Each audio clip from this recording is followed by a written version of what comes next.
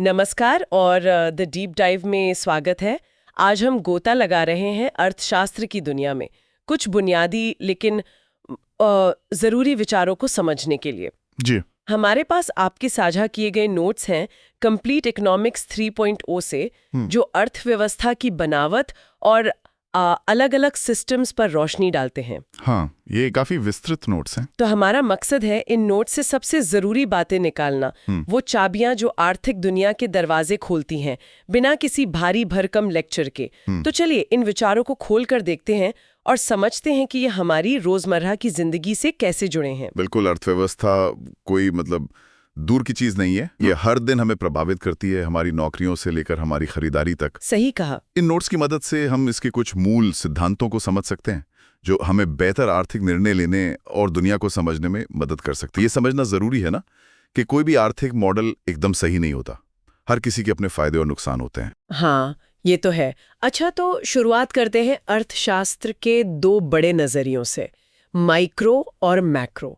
इन दस्तावेजों में बताया गया है कि माइक्रो अर्थशास्त्र छोटी इकाइयों पर ध्यान देता है, जैसे एक व्यक्ति, एक परिवार या एक कंपनी कैसे निर्णय लेती है। जैसे कोई तय करता है कि कौन सा फोन खरीदना है, या एक दुकान तय करती है कि कितने कर्मचारी रखने हैं। एडम स्मिथ, जिन्हें अक्सर आधुनिक अर्थशास्त्र का पिता कहा जाता है, उनकी किताब द वेल्थ ऑफ नेशंस इसी व्यक्तिगत पसंद और बाजार की ताकतों पर जोर देती है। और फिर आता है मैक्रो अर्थशास्त्र, जो पूरी अर्थव्यवस्था की एक तरह से बड़ी तस्वीर देखता है।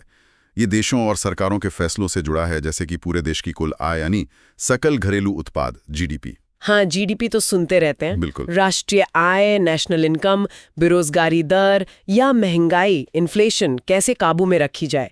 यहाँ जेएम कीन्स का काम बहुत महत्वपूर्ण माना जाता है, खासकर उनकी किताब जनरल थियरी ऑफ एम्प्लॉयमेंट। अच्छा, दिलचस्प बात यह है कि ये दोनों अलग नहीं हैं। लाखों लोगों के व्यक्तिगत माइक्रो निर्णय मिलकर मैक्रो अर्थव्यवस्था की दिशा तय करते हैं।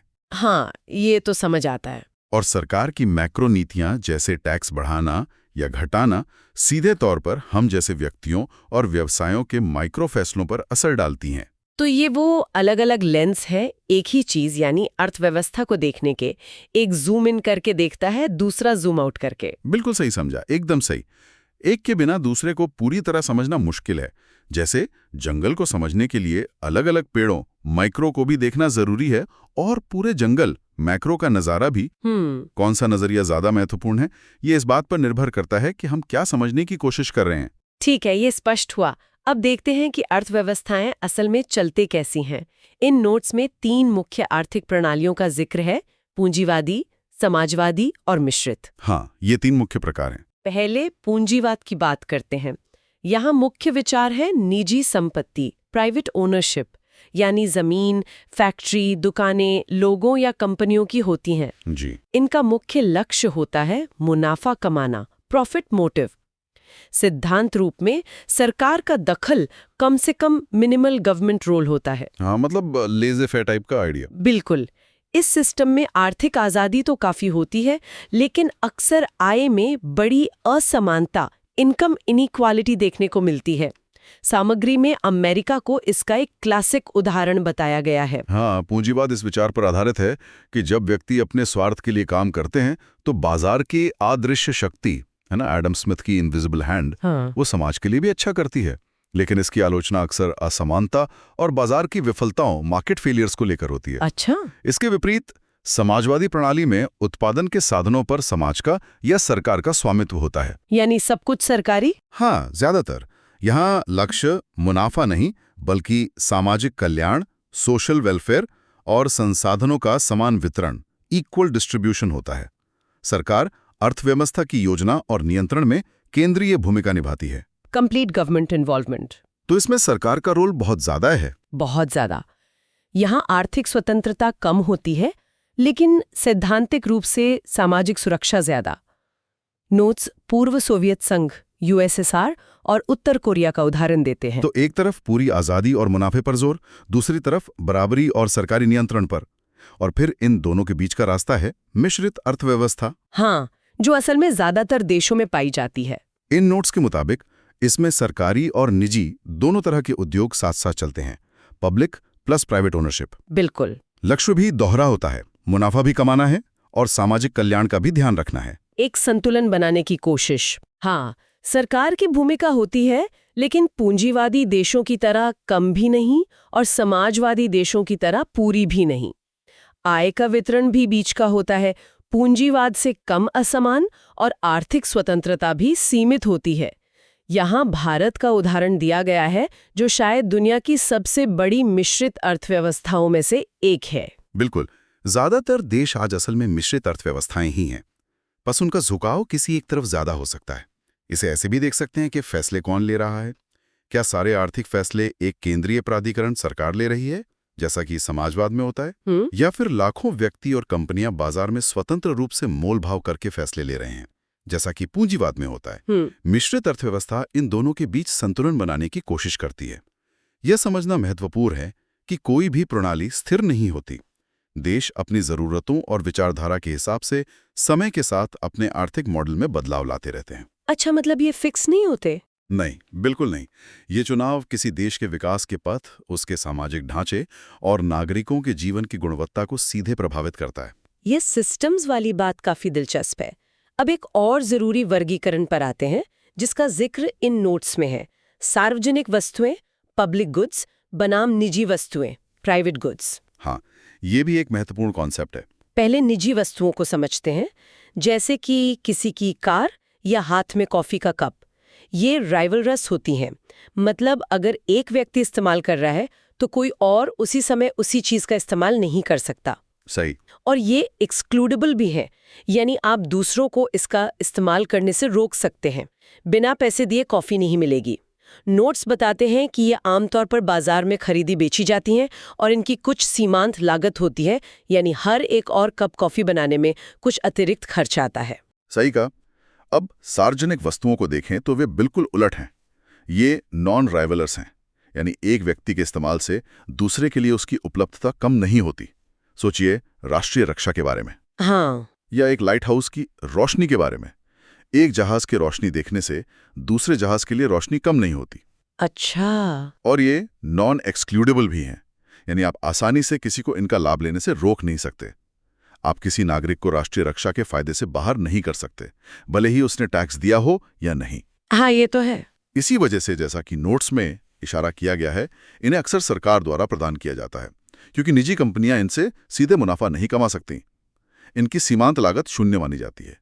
एक और व्यक्ति का लाभ उठाने से सरकार पर कोई अतिरिक्त लागत नहीं आती, जैसे सड़क पर एक और कार के चलने से। तो इसका मतलब ये हुआ कि निजी कंपनियां शायद सड़क, पुल या पुलिस जैसी चीजें बनाने या चलाने में ज्यादा दिलचस्पी नहीं दिखाएंगी, क्योंकि उनसे पैसे वसूलना मुश्किल है। हाँ, यहीं पर फ्री राइडर समस्या आती है, जिसका आपने इशारा किया।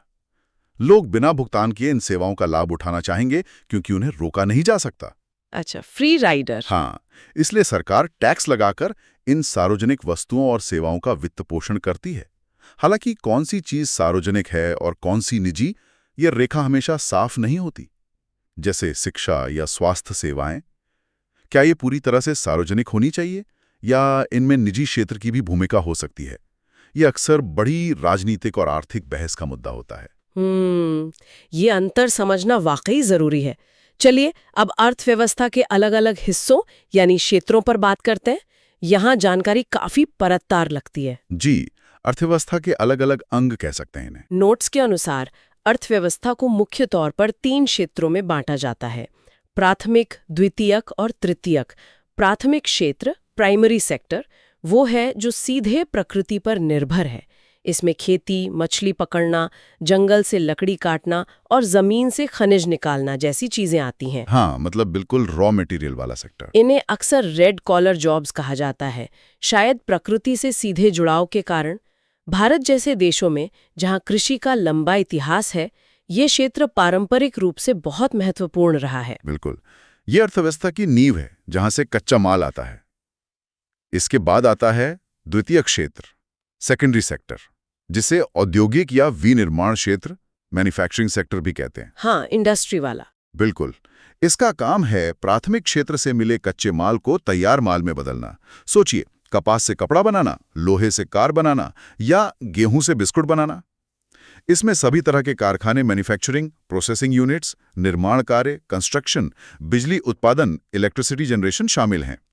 इनसे जुड़े कामों को ब्लू कॉलर जॉब्स कहा जाता है। अच्छा, ब्लू कॉलर। ये क्षेत्र औद्योगिकरण, इंडस्ट्रियलाइजेशन का इंजन माना जाता है।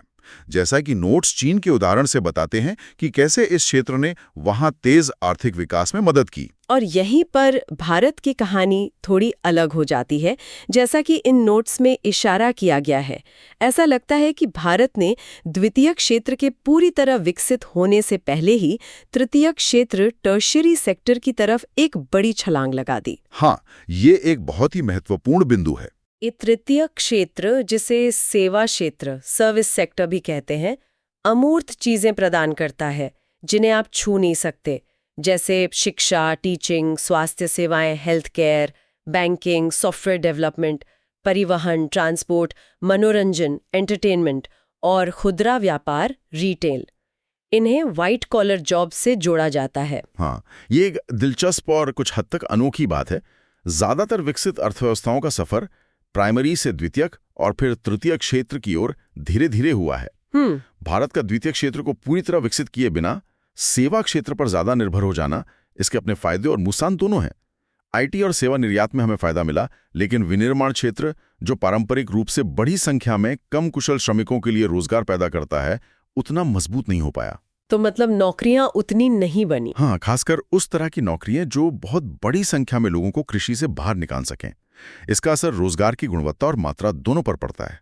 इन 3 मुख्य क्षेत्रों के अलावा नोट्स में 2 और उन्नत क्षेत्रों का भी जिक्र है, जो शायद विकसित अर्थव्यवस्थाओं में ज्यादा प्रासंगिक हैं। चतुर्थक, क्वाटरनरी और पंचमक, क्वीनरी। जी, ये थोड़े नए वर्गीकरण हैं। चतुर्थक क्षेत्र को ज्ञान क्षेत्र, नॉलेज सेक्टर कहा गया है। यह सूचना प्रौद्योगिकी और ज्ञान आधारित सेवाओं से जुड़ा है, जैसे रिसर्च एंड डेवलपमेंट, सूचना प्रौद्योगिकी, आईटी, कंसल्टेंसी। इसमें उच्च स्तरीय कौशल वाले पेशावर शामिल होते हैं, जैसे वैज्ञानिक या वरिष्ठ बिजनेस एग्जीक्यूटिव। ये दिखाता है कि कैसे अर्थव्यवस्थाएं सूचना और ज्ञान पर आधारित होती जा रही हैं। नवाचार, इनोवेशन और जटिल समस्याओं का समाधान इस क्षेत्र के केंद्र में है। यह अर्थव्यवस्था को और ज्यादा मूल्यवर्धित, वैल्यू एडेड बनाता है। और फिर है पंचमक क्षेत्र, क्वीनरी सेक्टर। नोट्स के अनुसार इसमें उच्चतम स्तर के निर्णय लेने वाले लोग शामिल हैं, जैसे सरकार और उद्योग में शीर्ष पदों पर बैठे लोग, नीति निर्माता, पॉलिसी मेकर्स, बड़े विश्वविद्यालयों के अधिकारी। इन्हें गोल्ड कॉलर जॉब्स कहा गया है। हाँ, मतलब टॉप लेवल डिसीजन मेकर्स। दिलचस्प बात यह है कि नोट्स में घरेलू सेवाओं जैसे बच्चों की देखभाल, घर का काम को भी इसी श्रेणी में रखा गया है, शायद इसलिए कि ये अर्थव्यवस्था के औपचारिक माप से बाहर होती हैं, लेकिन समाज के लिए महत्वपूर्ण है। ये थोड़ा अलग वर्गीकरण है घरेलू सेवाओं का, पर हाँ, ये दिखाता है कि अर्थव्यवस्था कितनी जटिल हो गई है। जहाँ प्राथमिक क्षेत्र प्रकृति पर निर्भर था, वहीं पंचमक क्षेत्र उच्चतम स्तर के मानव कौशल, निर्णय और देखभाल पर आधारित है। ये सभी क्षेत्र मिलकर एक आधुनिक अर्थव्यवस्था की तस्वीर बनाते हैं। अब सबसे महत्वपूर्ण हिस्से पे आते हैं।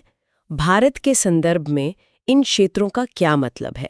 हमारे पास 2011 की जनगणना के कुछ आंकड़े हैं इन नोट्स में, जो एक बहुत ही रोचक तस्वीर पेश करते हैं। हाँ, ये आंकड़े काफी कुछ बताते हैं। पहले देखते हैं कि लोग काम कहाँ करते हैं, यानी श्रम बल भागीदारी दर, labour force participation rate, LFPR। सबसे ज्यादा लोग, लगभग 54.6%, प्राथमिक क्षेत्र यानी कृषि और संबंधित गतिविधियों में लगे हुए हैं। हाँ, आधे से ज्यादा कामकाजी आबादी, ये बहुत बड़ी संख्या है। बहुत बड़ी। इसके बाद द्वितीयक यानी विनिर्माण क्षेत्र में लगभग 24.3% लोग हैं। ठीक। और सबसे कम, लगभग 21.1% लोग तृतीयक यानी सेवा क्षेत्र में काम करते हैं। तो काम करने वालों की सबसे बड़ी संख्या कृषि में है। लेकिन यहाँ एक बड़ा लेकिन है। हाँ। जब हम देखते हैं कि देश की कुल आय यानी GDP में किस क्षेत्र का कितना योगदान है, तो कहानी पूरी तरह पलट जाती है। यहीं पर वो विरोधाभास है जिसका जिक्र पहले हुआ था। GDP में सबसे बड़ा हिस्सा सेवा क्षेत्र का है, लगभग 54.15%। आधे से ज्यादा। हाँ, यानी जहां सबसे कम लोग काम करते हैं, वहां से आधे से ज्यादा राष्ट्रीय आय आ रही है। और द्वितीयक क्षेत्र का योगदान लगभग 31.46% है और प्राथमिक क्षेत्र, जहां आधे से ज्यादा लोग काम करते हैं, उसका जीडीपी में योगदान सबसे कम है, सिर्फ 14.39%। ये आंकड़ा भारत की अर्थव्यवस्था की एक बड़ी चुनौती और विशेषता को उजागर करता है।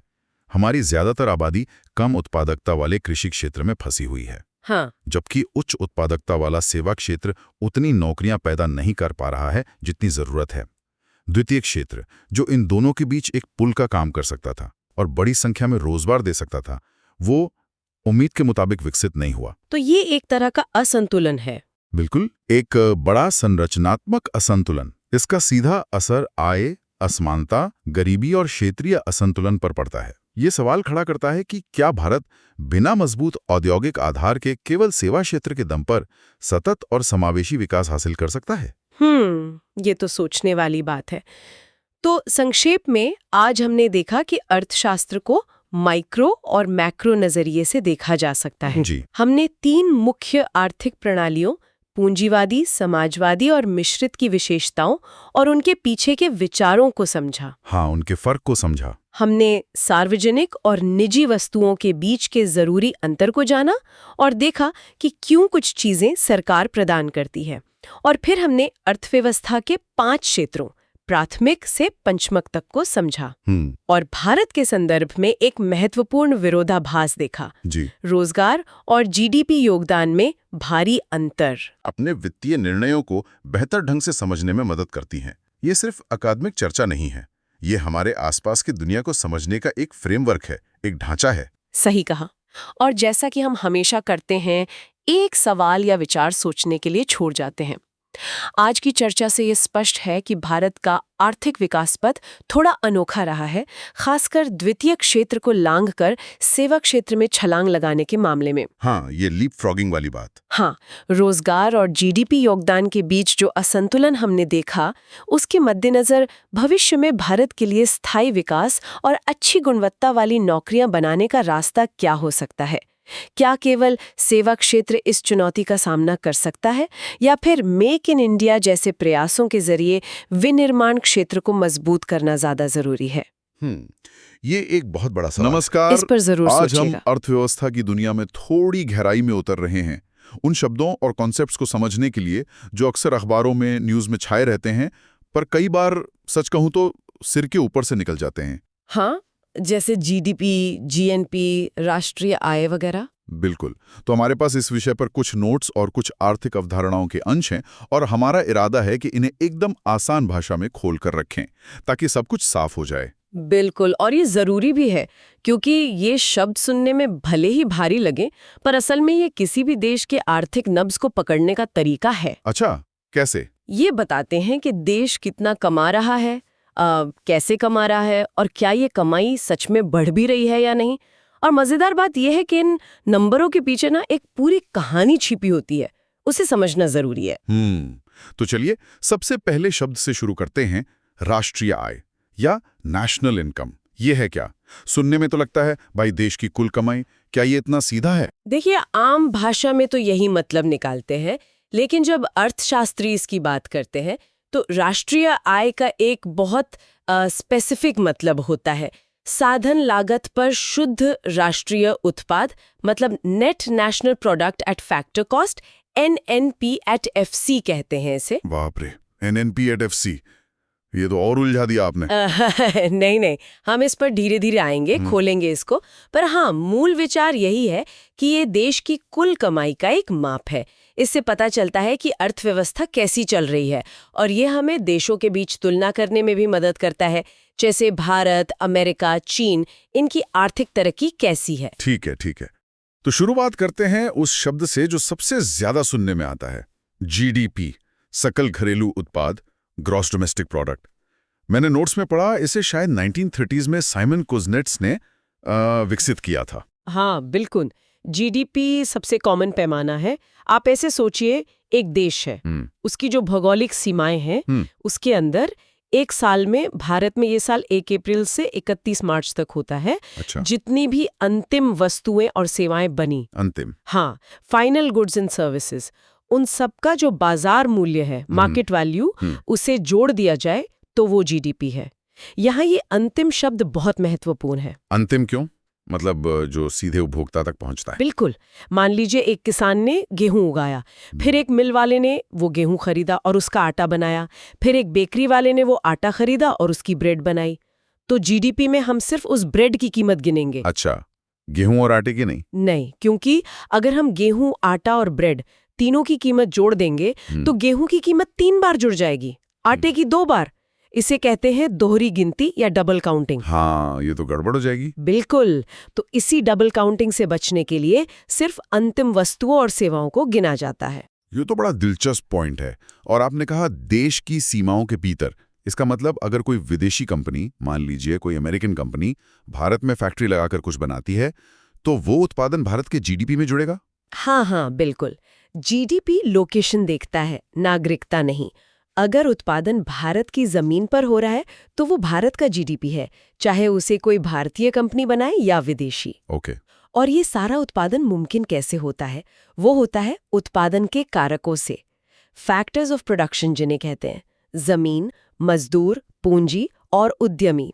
Land, labour, capital, entrepreneurship. समझ गया। तो जीडीपी हुआ देश की सीमाओं के अंदर का कुल उत्पादन। लेकिन कई बार ऐसा होता है कि हमारे देश के लोग बाहर काम करते हैं, पैसा कमाते हैं, या बाहर के लोग यहाँ आकर कमाते हैं। उसका क्या? यहीं पर शायद जीएनपी का कॉन्सेप्ट आता है, ग्रॉस नेशनल प्रोडक्ट। एकदम सही पकड़ा। जीएनपी यानी सकल राष्ट्रीय उत्पाद, ये नागरिकता पर फोकस करता है, लोकेशन पर नहीं। ये देखता है कि एक देश के नागरिकों ने, सिटीजन्स ने, एक साल में कुल कितना उत्पादन किया, चाहे वो देश के अंदर रह के किया हो या विदेश में। अच्छा, तो इसका फॉर्मूला क्या बनता है फिर? इसका फॉर्मूला बनता है GNP is equal to GDP plus विदेश से प्राप्त शुद्ध साधन आय, net factor income from abroad, जिसे एनएफआईए कहते हैं। एनएफआईए ये क्या चीज है? Net factor income from abroad, NFIA का मतलब है हमारे देश के नागरिकों ने विदेशों से जो कमाया, जैसे सैलरी, प्रॉफिट, किराया वगैरह, उसमें से वो घटा दें जो विदेशी नागरिकों ने हमारे देश से कमाया। ओके, उदाहरण दे सकती हैं? हाँ, जैसे मान लीजिए कोई भारतीय इंजीनियर अमेरिका में काम करके सैलरी कमाता है, वो पैसा भारत के जीएनपी में जुड़ेगा क्योंकि वो भारतीय नागरिक है। ठीक है। और अगर कोई अमेरिकी मैनेजर भारत में किसी कंपनी में काम करके सैलरी कमाता है, तो वो पैसा भारत के जीएनपी से घटाया जाएगा। हालांकि वो पैसा भारत के जीडीपी में जरूर जुड़ेगा क्योंकि उत्पादन भारत में हो रहा है। अच्छा, तो जीएनपी नागरिकता देखता है और जीडीपी लोकेशन। तो इसका मतलब ये हुआ कि अगर किसी देश में बहुत सारी विदेशी कंपनियां काम कर रही हैं या बहुत सारे विदेशी लोग काम कर रहे हैं और उसके अपने लोग बाहर कम कमा रहे हैं, तो उसका जीएनपी उसके जीडीपी से कम हो सकता है? हाँ, बिल्कुल हो सकता है, और अक्सर होता भी है। जैसे कई विकासशील देश जहां विदेशी निवेश ज्यादा आता है, या खाड़ी के देश जहां बहुत सारे विदेशी कामगार हैं, उनका जीएनपी अक्सर उनके जीडीपी से कम होता है। और इसका उल्टा भी हो सकता है? हाँ, विकसित देश जिनकी कंपनियां और नागरिक दुनिया भर में फैले हुए हैं और वहां से कमा रहे हैं, उनका जीएनपी उनके जीडीपी से ज्यादा हो सकता है। तो ये अर्थव्यवस्था की एक अलग, मतलब नागरिकता वाली तस्वीर दिखाता है। तो हमने ग्रॉस यानी सकल उत्पादन की बात की, जीडीपी और जीएनपी।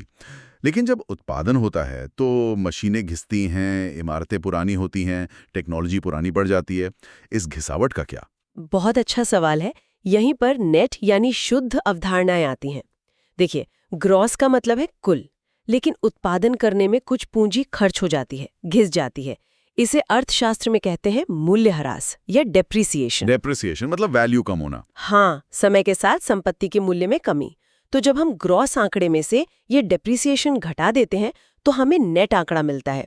ये एक तरह से उत्पादन की असली शुद्ध तस्वीर दिखाता है, क्योंकि पुरानी मशीनों को बदलने या ठीक करने की लागत भी तो होती है। तो अगर जीडीपी में से ये डेप्रिसिएशन घटा दें तो क्या मिलेगा? तब हमें मिलता है एनडीपी, नेट डोमेस्टिक प्रोडक्ट, शुद्ध घरेलू उत्पाद। NDP equals to GDP minus depreciation. ये हमें बताता है कि देश की सीमाओं के भीतर डेप्रिसिएशन को हटाने के बाद कितना शुद्ध उत्पादन हुआ। और इसी तरह अगर जीएनपी में से डिप्रिसिएशन घटा दें तो हमें मिलेगा एनएनपी, नेट नेशनल प्रोडक्ट, शुद्ध राष्ट्रीय उत्पाद। NNP is equal to GNP depreciation. ये हमें देश के नागरिकों द्वारा किए गए उत्पादन की शुद्ध तस्वीर देता है, घिसावट को एडजस्ट करने के बाद। अच्छा, तो अब हम धीरे धीरे वापस वहीं आ रहे हैं जहां से शुरू किया था। आपने शुरू में कहा था कि राष्ट्रीय आय का तकनीकी मतलब है एनएनपी एट फैक्टर कॉस्ट। ये एनएनपी तो अब कुछ समझ आ गया, पर ये फैक्टर कॉस्ट क्या चक्कर है? हाँ, उस पे आते हैं, बिल्कुल आते हैं। लेकिन उससे पहले एक और बहुत जरूरी अंतर समझना होगा जो अक्सर लोगों को कंफ्यूज करता है, नॉमिनल जीडीपी और रियल जीडीपी का। हाँ, ये मैंने नोट्स में देखा था, पार्ले जी वाला उदाहरण था शायद। नॉमिनल जीडीपी मतलब जो अभी कीमतें चल रही हैं उस पे जीडीपी, और रियल जीडीपी मतलब किसी पुराने साल की कीमतों पर। बिल्कुल सही। मान लीजिए सरकार ने एक आधार वर्ष या बेस ईयर तय किया, जैसे भारत के लिए अभी 2011-12 है। तो 2011-12 में मान लीजिए पार्ले जी का एक पैकेट 10 रुपए का था और देश में सिर्फ 10 पैकेट बने, तो उस साल का रियल जीडीपी भी 100 रुपए हुआ और नॉमिनल जीडीपी भी 100 रुपए हुआ। ठीक है, बेस ईयर में दोनों बराबर। हाँ, अब मान लीजिए 2023 आ गया और देश में उत्पादन उतना ही रहा, 10 ही पैकेट बने, लेकिन महंगाई की वजह से अब पैकेट 20 रुपए का हो गया। तो 2023 का नॉमिनल जीडीपी कितना होगा? 10 पैकेट गुणा 20 रुपए, 200 रुपए। बिल्कुल। तो नॉमिनल जीडीपी देखने में लगेगा कि अरे जीडीपी तो 2 गुना हो गया, 100 रुपए से 200 रुपए। लेकिन असल में तो उत्पादन बढ़ा ही नहीं, सिर्फ कीमतें बढ़ गईं। एकदम सही। यहीं पर रियल जीडीपी काम आता है। हम 2023 के उत्पादन 10 पैकेट को 2011-12 की कीमत 10 रुपए से गुणा करेंगे, तो 2023 का रियल जीडीपी 2011-12 की कीमतों पर कितना हुआ? 10 गुणा 10, 100 रुपए ही हुआ। हाँ, तो रियल जीडीपी हमें बताता है कि उत्पादन असल में कितना बढ़ा या घटा है, कीमतों के असर को हटाकर। इसीलिए जब हम सुनते हैं कि अर्थव्यवस्था 7% बढ़ी या 5% बढ़ी, तो वो हमेशा रियल जीडीपी की बात होती है। अच्छा, ये तो बड़ा जरूरी फर्क है। नॉमिनल वाला तो धोखा दे सकता है। हाँ, इसे इरविन फिशर ने पैसे का भ्रम या मनी इल्यूजन कहा था।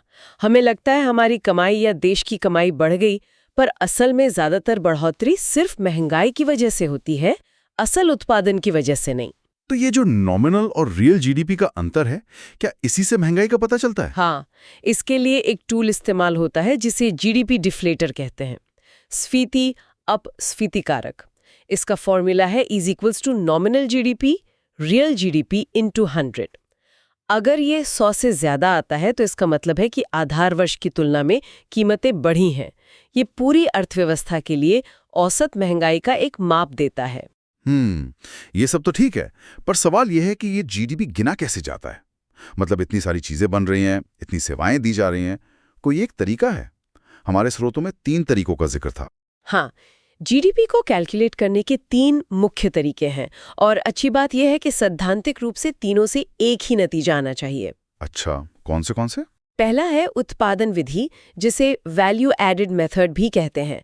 इसमें अर्थव्यवस्था के हर सेक्टर जैसे खेती, इंडस्ट्री, सर्विसेज में कितना मूल्यवर्धन या वैल्यू एडेड हुआ उसे जोड़ा जाता है। वैल्यू एडेड मतलब? वैल्यू एडेड मतलब है आपने जितने का सामान बेचा, आउटपुट, उसमें से आपने उसे बनाने के लिए जो कच्चा माल या दूसरी चीजें खरीदी थीं, इनपुट, उसे घटा दें। जैसे बेकरी वाले ने 20 रुपए की ब्रेड बेची और मान लीजिए 8 रुपए का आटा और दूसरी चीजें इस्तेमाल की, तो उसका वैल्यू एडेड हुआ 12 रुपए। ओके, और दूसरा तरीका? दूसरा है आय विधि या इनकम मेथड। इसमें यह देखा जाता है कि उत्पादन करने से जो आय हुई वो किसे मिली, यानी उत्पादन के कारकों को मिली कुल आय को जोड़ा जाता है। इसमें मजदूरों को मिली मजदूरी और वेतन, कॉम्पेंसेशन ऑफ एम्प्लॉइज, कंपनियों को हुआ मुनाफा और प्रॉपर्टी से मिला किराया व ब्याज, ऑपरेटिंग सरप्लस, और छोटे व्यापारियों या सेल्फ एम्प्लॉयड लोगों की मिली जुली आय, मिक्स्ड इनकम, ये सब जोड़ते हैं। यानी सबकी कमाई जोड़ दो? हाँ, मोटे तौर पर।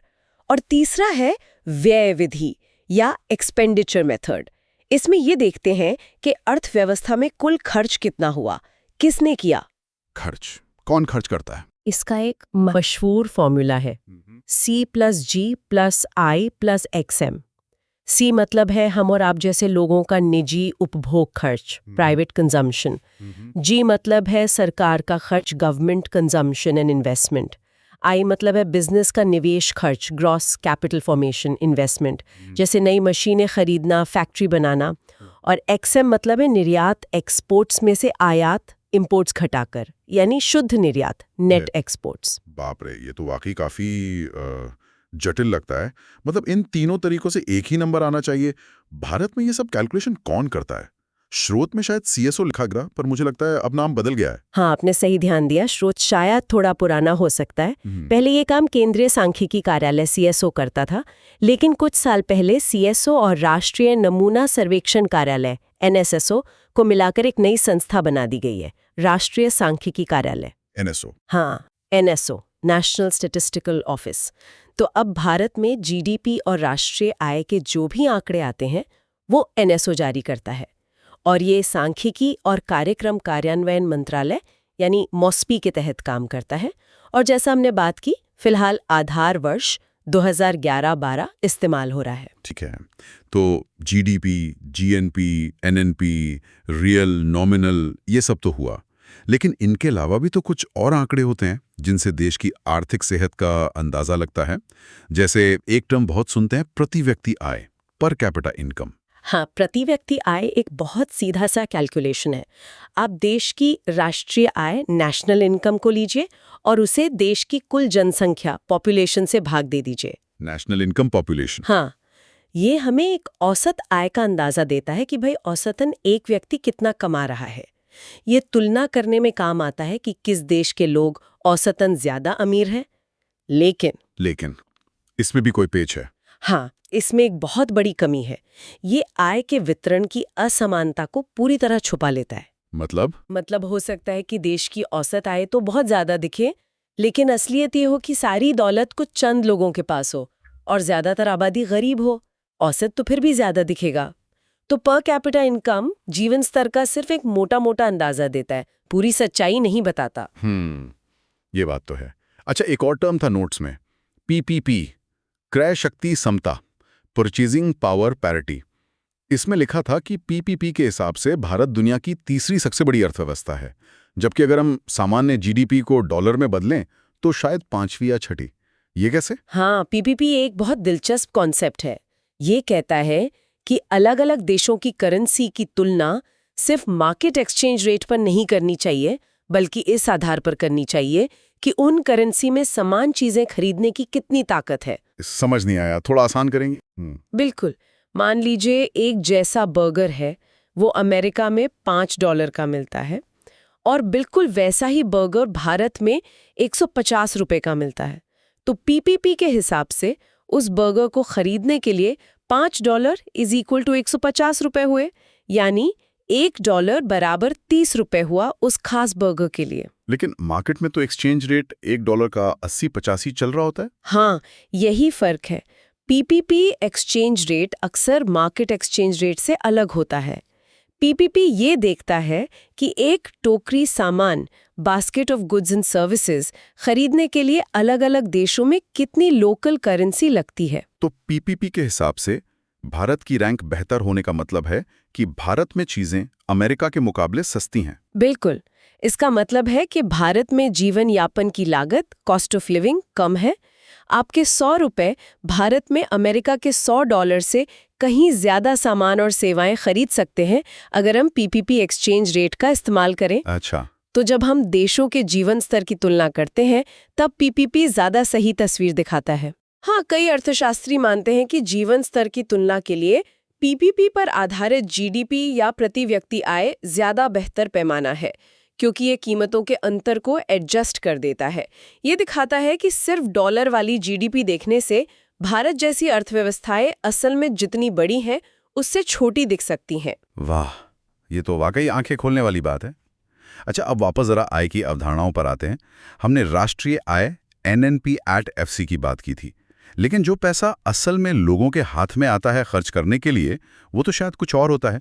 यहाँ व्यक्तिगत आय, पर्सनल इनकम PI, और प्रयोज्य व्यक्तिगत आय, पर्सनल डिस्पोजेबल इनकम PDI का जिक्र था नोट्स में। हाँ, ये समझना भी बहुत जरूरी है कि देश की कुल कमाई और लोगों की जेब में आई कमाई में फर्क होता है।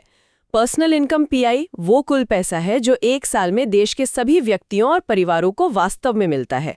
ध्यान दीजिए, मिलता है, कमाया हुआ जरूरी नहीं, और ये टैक्स कटने से पहले की आय है। मिलता है, मतलब इसमें सिर्फ सैलरी या बिजनेस का मुनाफा ही नहीं आता, बल्कि सरकार से मिली मदद जैसे पेंशन, बेरोजगारी भत्ता, सब्सिडी, ये सब भी शामिल होता है। इन्हें ट्रांसफर पेमेंट्स कहते हैं क्योंकि ये बिना किसी उत्पादन के बदले मिलते हैं। अच्छा, तो इसे निकालते कैसे हैं? इसे निकालने के लिए हम राष्ट्रीय आय से शुरू करते हैं, उसमें से कुछ चीजें घटाते हैं जो कंपनियों ने कमाया पर लोगों को बांटा नहीं, जैसे अनडिस्ट्रीब्यूटेड प्रॉफिट्स, कॉर्पोरेट टैक्स वगैरह, और उसमें ट्रांसफर पेमेंट्स जोड़ देते हैं। यानी जो कमाया पर मिला नहीं वो घटाया, और जो मिला पर कमाया नहीं जैसे सब्सिडी वो जोड़ा। बिल्कुल, ये अर्न्ड इनकम और रिसीव्ड इनकम का फर्क है। पीआई प्राप्त आय है। और फिर ये प्रयोज्य व्यक्तिगत आय क्या है? Disposable income. पीडीआई वो पैसा है जो पीआई में से व्यक्तिगत टैक्स जैसे इनकम टैक्स और कुछ दूसरी फीस जैसे फाइन घटाने के बाद बचता है। PDI is equal to PI, personal taxes, non tax payments. अच्छा, तो ये वो पैसा है जो असल में हमारे पास खर्च करने या बचाने के लिए होता है। एकदम सही, यही हमारी परचेजिंग पावर या क्रय शक्ति तय करता है। इसी पैसे से हम सामान खरीदते हैं या बैंक में जमा करते हैं। कमाल है, मतलब नेशनल इनकम से लेकर डिस्पोजेबल इनकम तक का सफर काफी लंबा है। अब एक आखिरी पहेली बची है, वो फैक्टर कॉस्ट एफसी और मार्केट प्राइस एमपी वाला चक्कर। आपने शुरू में कहा था राष्ट्रीय आय एनएनपी एट एफसी होती है। ये एफसी और एमपी क्या हैं? हाँ, ये अंतर भी बहुत जरूरी है। फैक्टर कॉस्ट यानी साधन लागत वो कीमत है जो उत्पादन के कारकों को मिलती है, मतलब मजदूर को मजदूरी, जमीन के मालिक को किराया, पूंजी लगाने वाले को ब्याज और उद्यमी को मुनाफा। आप इसे फैक्ट्री के गेट पर कीमत समझ सकते हैं जिसमें अभी सरकार के टैक्स नहीं जुड़े हैं और सब्सिडी का असर शामिल है। ठीक है, ये तो हुई लागत। और मार्केट प्राइस? मार्केट प्राइस यानी बाजार मूल्य, वो कीमत है जिस पर सामान बाजार में बिकता है, हम और आप जो कीमत चुकाते हैं। इसमें फैक्टर कॉस्ट के ऊपर सरकार द्वारा लगाए गए अप्रत्यक्ष कर, इनडायरेक्ट टैक्सेस जैसे कि जीएसटी जुड़े होते हैं। और सब्सिडी? और अगर सरकार ने उस चीज पर कोई सब्सिडी दी है तो वो इसमें से घटी हुई होती है। तो मतलब market price is equal two factor cost plus indirect taxes minus subsidies. हाँ बिल्कुल, या इसे ऐसे भी कहते हैं, market price is equal two factor cost plus net indirect taxes, शुद्ध अप्रत्यक्ष कर। और नेट इनडायरेक्ट टैक्सेस का मतलब है इनडायरेक्ट टैक्सेस माइनस सब्सिडीज। और इसी तरह फैक्टर कॉस्ट निकालना हो तो factor cost is equal to market price minus net indirect taxes. तो एनएनपी एट एफसी को राष्ट्रीय आय क्यों कहते हैं, एनएनपी एट एमपी को क्यों नहीं? ये देश के नागरिकों ने उत्पादन के जरिए असल में कितनी आय अर्जित की है, सरकारी टैक्स और सब्सिडी के प्रभाव को हटाकर। ये उत्पादन के कारकों की असली कमाई दिखाता है, जबकि मार्केट प्राइस वाली वैल्यू में सरकारी हस्तक्षेप, टैक्स, सब्सिडी का असर शामिल होता है। इसीलिए आय के नजरिए से एनएनपी एट एफसी को ज्यादा मौलिक माना जाता है। समझ गया। तो ये सारे कॉन्सेप्ट समझने के बाद तो अब इकोनॉमिक्स की खबरें पढ़ते हुए या बजट सुनते हुए ज्यादा मतलब समझ आएगा। वैसे आजकल कुछ और भी बातें सुनने में आती हैं, जैसे ग्रीन जीडीपी। ये क्या है? हाँ, ये एक उभरती हुई और मेरे ख्याल से बहुत जरूरी अवधारणा है, ग्रीन जीडीपी।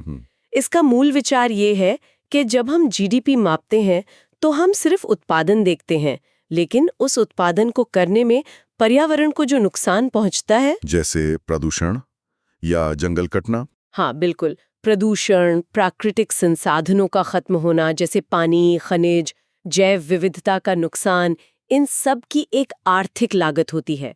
ग्रीन जीडीपी कहता है कि पारंपरिक जीडीपी में से इस पर्यावरणीय क्षति, एनवायरमेंटल डैमेज और संसाधनों की कमी, डिप्लीशन ऑफ नेचुरल रिसोर्सेज की लागत को घटाया जाना चाहिए।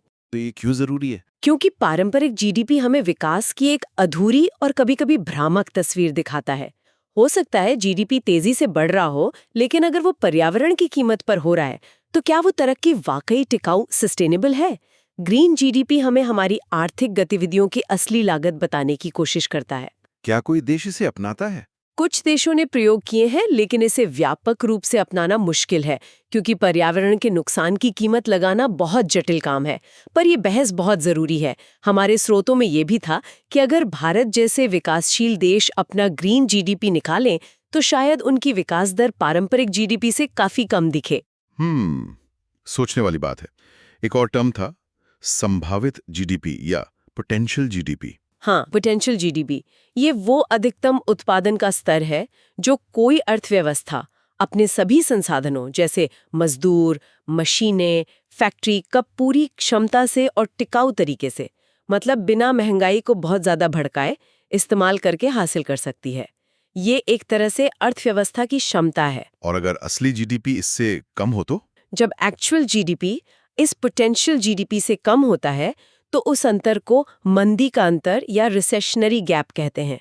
इसका मतलब है कि अर्थव्यवस्था अपनी पूरी क्षमता से काम नहीं कर रही है, संसाधन बेकार पड़े हैं जैसे बेरोजगारी है, फैक्ट्रियां पूरी कैपेसिटी पर नहीं चल रही। अच्छा। और अगर एक्चुअल जीडीपी पोटेंशियल जीडीपी से ऊपर चला जाए, जो कि छोटी अवधि के लिए हो सकता है, तो उसे इन्फ्लेशनरी गैप कहते हैं और तब महंगाई बढ़ने का खतरा होता है। तो ये थी हमारी राष्ट्रीय आय और उससे जुड़ी तमाम अवधारणाओं पर एक, कहना पड़ेगा, काफी लंबी और गहरी बातचीत। हमने जीडीपी, जीएनपी, एनएनपी, फिर रियल और नॉमिनल जीडीपी का फर्क, factor cost of market price का चक्कर, पीपीपी, पर कैपिटा इनकम और आखिर में ग्रीन जीडीपी और पोटेंशियल जीडीपी तक को खंगाल डाला। हाँ, काफी कुछ कवर किया हमने। उम्मीद है कि ये सब सुनने के बाद ये जो आर्थिक शब्दजाल है वो अब उतना डरावना नहीं लगेगा और चीजें थोड़ी ज्यादा साफ हुई होंगी। बिल्कुल, और इन कॉन्सेप्ट्स की समझ होना बहुत जरूरी है, चाहे वो आर्थिक नीतियां हो, सरकार का बजट हो या फिर दुनिया भर की अर्थव्यवस्थाओं की आपस में तुलना हो। इन सबको बेहतर ढंग से समझने में ये अवधारणाएं मदद करती हैं।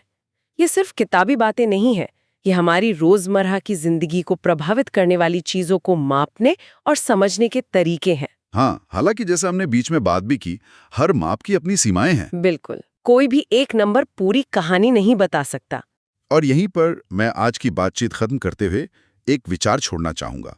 हमने देखा कि जीडीपी, जो शायद सबसे लोकप्रिय पैमाना है, वो आय की असमानता को नहीं दिखाता। वो घर पर जो काम होता है, खासकर महिलाओं द्वारा, उसकी कीमत नहीं आंकता। वो पर्यावरण को हो रहे नुकसान को नजरअंदाज करता है। तो सवाल ये उठता है कि क्या जीडीपी वाकई किसी देश की तरक्की और लोगों की खुशहाली का सबसे सही पैमाना है? या फिर जैसा ग्रीन जीडीपी का विचार सुझाता है, क्या अब वक्त आ गया है कि हम विकास को मापने के लिए इससे बेहतर, ज्यादा समावेशी, ज्यादा टिकाऊ तरीकों के बारे में गंभीरता से सोचें और उन्हें अपनाएं? इस पर सोचिएगा जरूर। नमस्ते।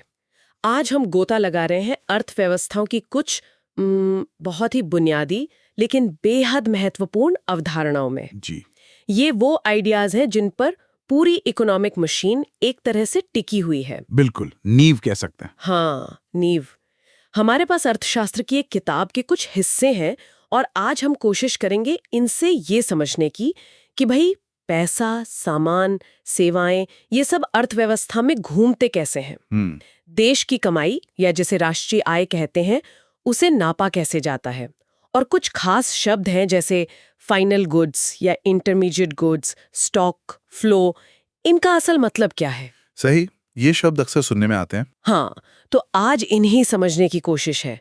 शुरुआत करते हैं एक काफी दिलचस्प कॉन्सेप्ट से, आय का चक्रीय प्रवाह, सर्कुलर फ्लो ऑफ इनकम। जी। सुनने में शायद थोड़ा भारी लगे, पर आइडिया बड़ा सीधा सा है कि कैसे हम सब, मतलब घर हों या कंपनियां, सब एक दूसरे से जुड़े हुए हैं और एक लगातार चलने वाले चक्कर में, एक साइकिल में शामिल हैं। एक दायरा जैसा। हाँ, बिल्कुल। चलिए इसे थोड़ा खोलकर देखते हैं। सोचिए, अर्थव्यवस्था में अगर हम बहुत सरलता से देखें तो दो मुख्य खिलाड़ी हैं। एक तरफ है परिवार, हाउसहोल्ड्स, यानी हम और आप जैसे लोग। जी। हमारे पास कुछ चीजें होती हैं जिनकी जरूरत कंपनियों को पड़ती है, जैसे हमारी जमीन, हमारी मेहनत यानी लेबर, हमारी जो बचत है या पूंजी है, कैपिटल। और कुछ लोगों में वो उद्यमशीलता, मतलब नया बिजनेस शुरू करने का हुनर, एंटरप्रेन्योरशिप। हाँ, बिल्कुल। तो हम ये चीजें, जिन्हें अर्थशास्त्री उत्पादन के साधन कहते हैं, फैक्टर्स ऑफ प्रोडक्शन, ये हम फर्मों को यानी कंपनियों को उपलब्ध कराते हैं। बिल्कुल। और फर्में क्या करती हैं? वो इन साधनों के बदले इनके मालिकों को यानी परिवारों को भुगतान करती हैं, पैसा देती हैं। अच्छा। इसे कहते हैं कारक भुगतान या फैक्टर पेमेंट्स। जैसे जमीन के बदले किराया, मतलब रेंट। हाँ। मेहनत के बदले मजदूरी या वेजेस। ओके। जो हुनर लगाया उसके लिए मुनाफा यानी प्रॉफिट। अच्छा। तो ये जो किराया, मजदूरी, ब्याज, मुनाफा है, यही पैसा परिवारों की कमाई बनता है, उनकी आय, इनकम। समझ गई। तो पैसा फर्मों से चला और परिवारों के पास पहुंच गया आय के रूप में। जी बिल्कुल। ये हुई एक दिशा। हाँ। अब कहानी का दूसरा पहलू, फर्में इन साधनों का इस्तेमाल करके क्या करती हैं? जमीन, मेहनत, पूंजी, ये सब लेकर बनाती हैं वस्तुएं और सेवाएं, गुड्स एंड सर्विसेज। मतलब कपड़ों से लेकर कार तक, डॉक्टर की सलाह से लेकर बैंकिंग सेवाओं तक, सब कुछ जो हम इस्तेमाल करते हैं। ठीक है। और परिवार अपनी इस कमाई का क्या करते हैं जो उन्हें मिली है? जाहिर है खर्च करते होंगे, अपनी जरूरतें पूरी करने के लिए इन्हीं वस्तुओं और सेवाओं को खरीदते होंगे। बिल्कुल सही। ये उनका खर्चा बन जाता है, एक्सपेंडिचर। तो अब पैसा कहाँ गया? परिवार उनसे वापस फर्मों के पास पहुंच गया। अरे वाह, तो ये तो एक पूरा चक्र बन गया। हाँ पैसा फर्मों से परिवारों तक आय बनकर आया जी, और फिर परिवारों से वापस फर्मों तक खर्च बनकर चला गया। एकदम। ये लगातार बहता रहता है, एक सर्कुलर फ्लो। तो मतलब ये हुआ कि उत्पादन जो फर्में कर रही हैं, आय जो परिवारों को मिल रहे हैं, जी और व्यय जो परिवार कर रहे हैं, ये तीनों चीजें एक पहिए की तरह लगातार घूम रही हैं और पूरी अर्थव्यवस्था को चला रही हैं। बिल्कुल सही कहा। और ये सिर्फ पैसे का प्रवाह नहीं है, इसके साथ साथ वस्तुओं और सेवाओं का प्रवाह भी है, फर्मों से परिवारों तक। हाँ, और उत्पादन के साधनों का प्रवाह है परिवारों से फर्मों तक, सब जुड़ा हुआ है। बिल्कुल, एक इंटरकनेक्टेड सिस्टम। अच्छा, तो ये लेन देन का पहिया तो घूम रहा है, पर सवाल ये है कि हम इसकी रफ्तार या कहें इसके साइज को मापते कैसे हैं? कैसे पता चलता है कि किसी देश में कुल कितनी चीजें बन रही हैं या कुल कितनी कमाई हो रही है? ये महत्वपूर्ण सवाल है। यहीं पर बात आती है राष्ट्रीय आय या जीडीपी की, ग्रॉस डोमेस्टिक प्रोडक्ट, सकल घरेलू उत्पाद। स्रोत बताते हैं कि इसे नापने के मुख्य रूप से 3 तरीके हैं: उत्पाद विधि, आय विधि और व्यय विधि। जी, ये 3 स्टैंडर्ड मेथड है। आज हम जरा उत्पाद विधि पर ध्यान देते हैं। इसे सकल मूल्य वर्धन यानी ग्रॉस वैल्यू एडेड, जीवीए विधि भी कहते हैं। हाँ, जीवीए मेथड। और ये तरीका बड़ा दिलचस्प है क्योंकि ये दिखाता है कि कोई चीज़ जब बनती है तो उसके बनने के सफ़र में हर कदम पर, हर स्टेज पर उसमें कितनी कीमत जुड़ती जाती है, वैल्यू एडिशन कैसे होता है। हाँ, ये वैल्यू एडिशन को ट्रैक करता है। इसे समझने के लिए वो शर्ट वाला क्लासिक उदाहरण लेते हैं जो शॉर्ट में भी दिया गया है। मान लीजिए कहानी शुरू होती है कपास से, कॉटन। ठीक। किसान ने कपास उगाई, मान लीजिए उसकी कीमत है 100 रुपए। ओके। फिर एक फैक्ट्री ने उस कपास से धागा बनाया, यान। अब उस धागे की कीमत हो गई 200 रुपए। फिर एक और फैक्ट्री ने उस धागे से कपड़ा बुना, क्लॉथ, और कपड़े की कीमत हो गई 400 रुपए। ठीक है। और आखिर में मान लीजिए एक गारमेंट फैक्ट्री ने उस कपड़े से एक शर्ट सिली, शर्ट, और अब उस तैयार शर्ट की कीमत है 800 रुपए। ठीक। तो ये 4 स्टेज हो गए: कपास, धागा, कपड़ा, शर्ट। कीमतें हैं 100, 200, 400, 800। हाँ, अब जीवीए क्या है इसमें? जीवीए का मतलब है, जैसा आपने कहा, हर स्टेज पर कितना अतिरिक्त मूल्य जोड़ा गया, कितना वैल्यू ऐड हुआ। चलिए इसका हिसाब लगाते हैं। हाँ, लगाइए। पहला स्टेज कपास।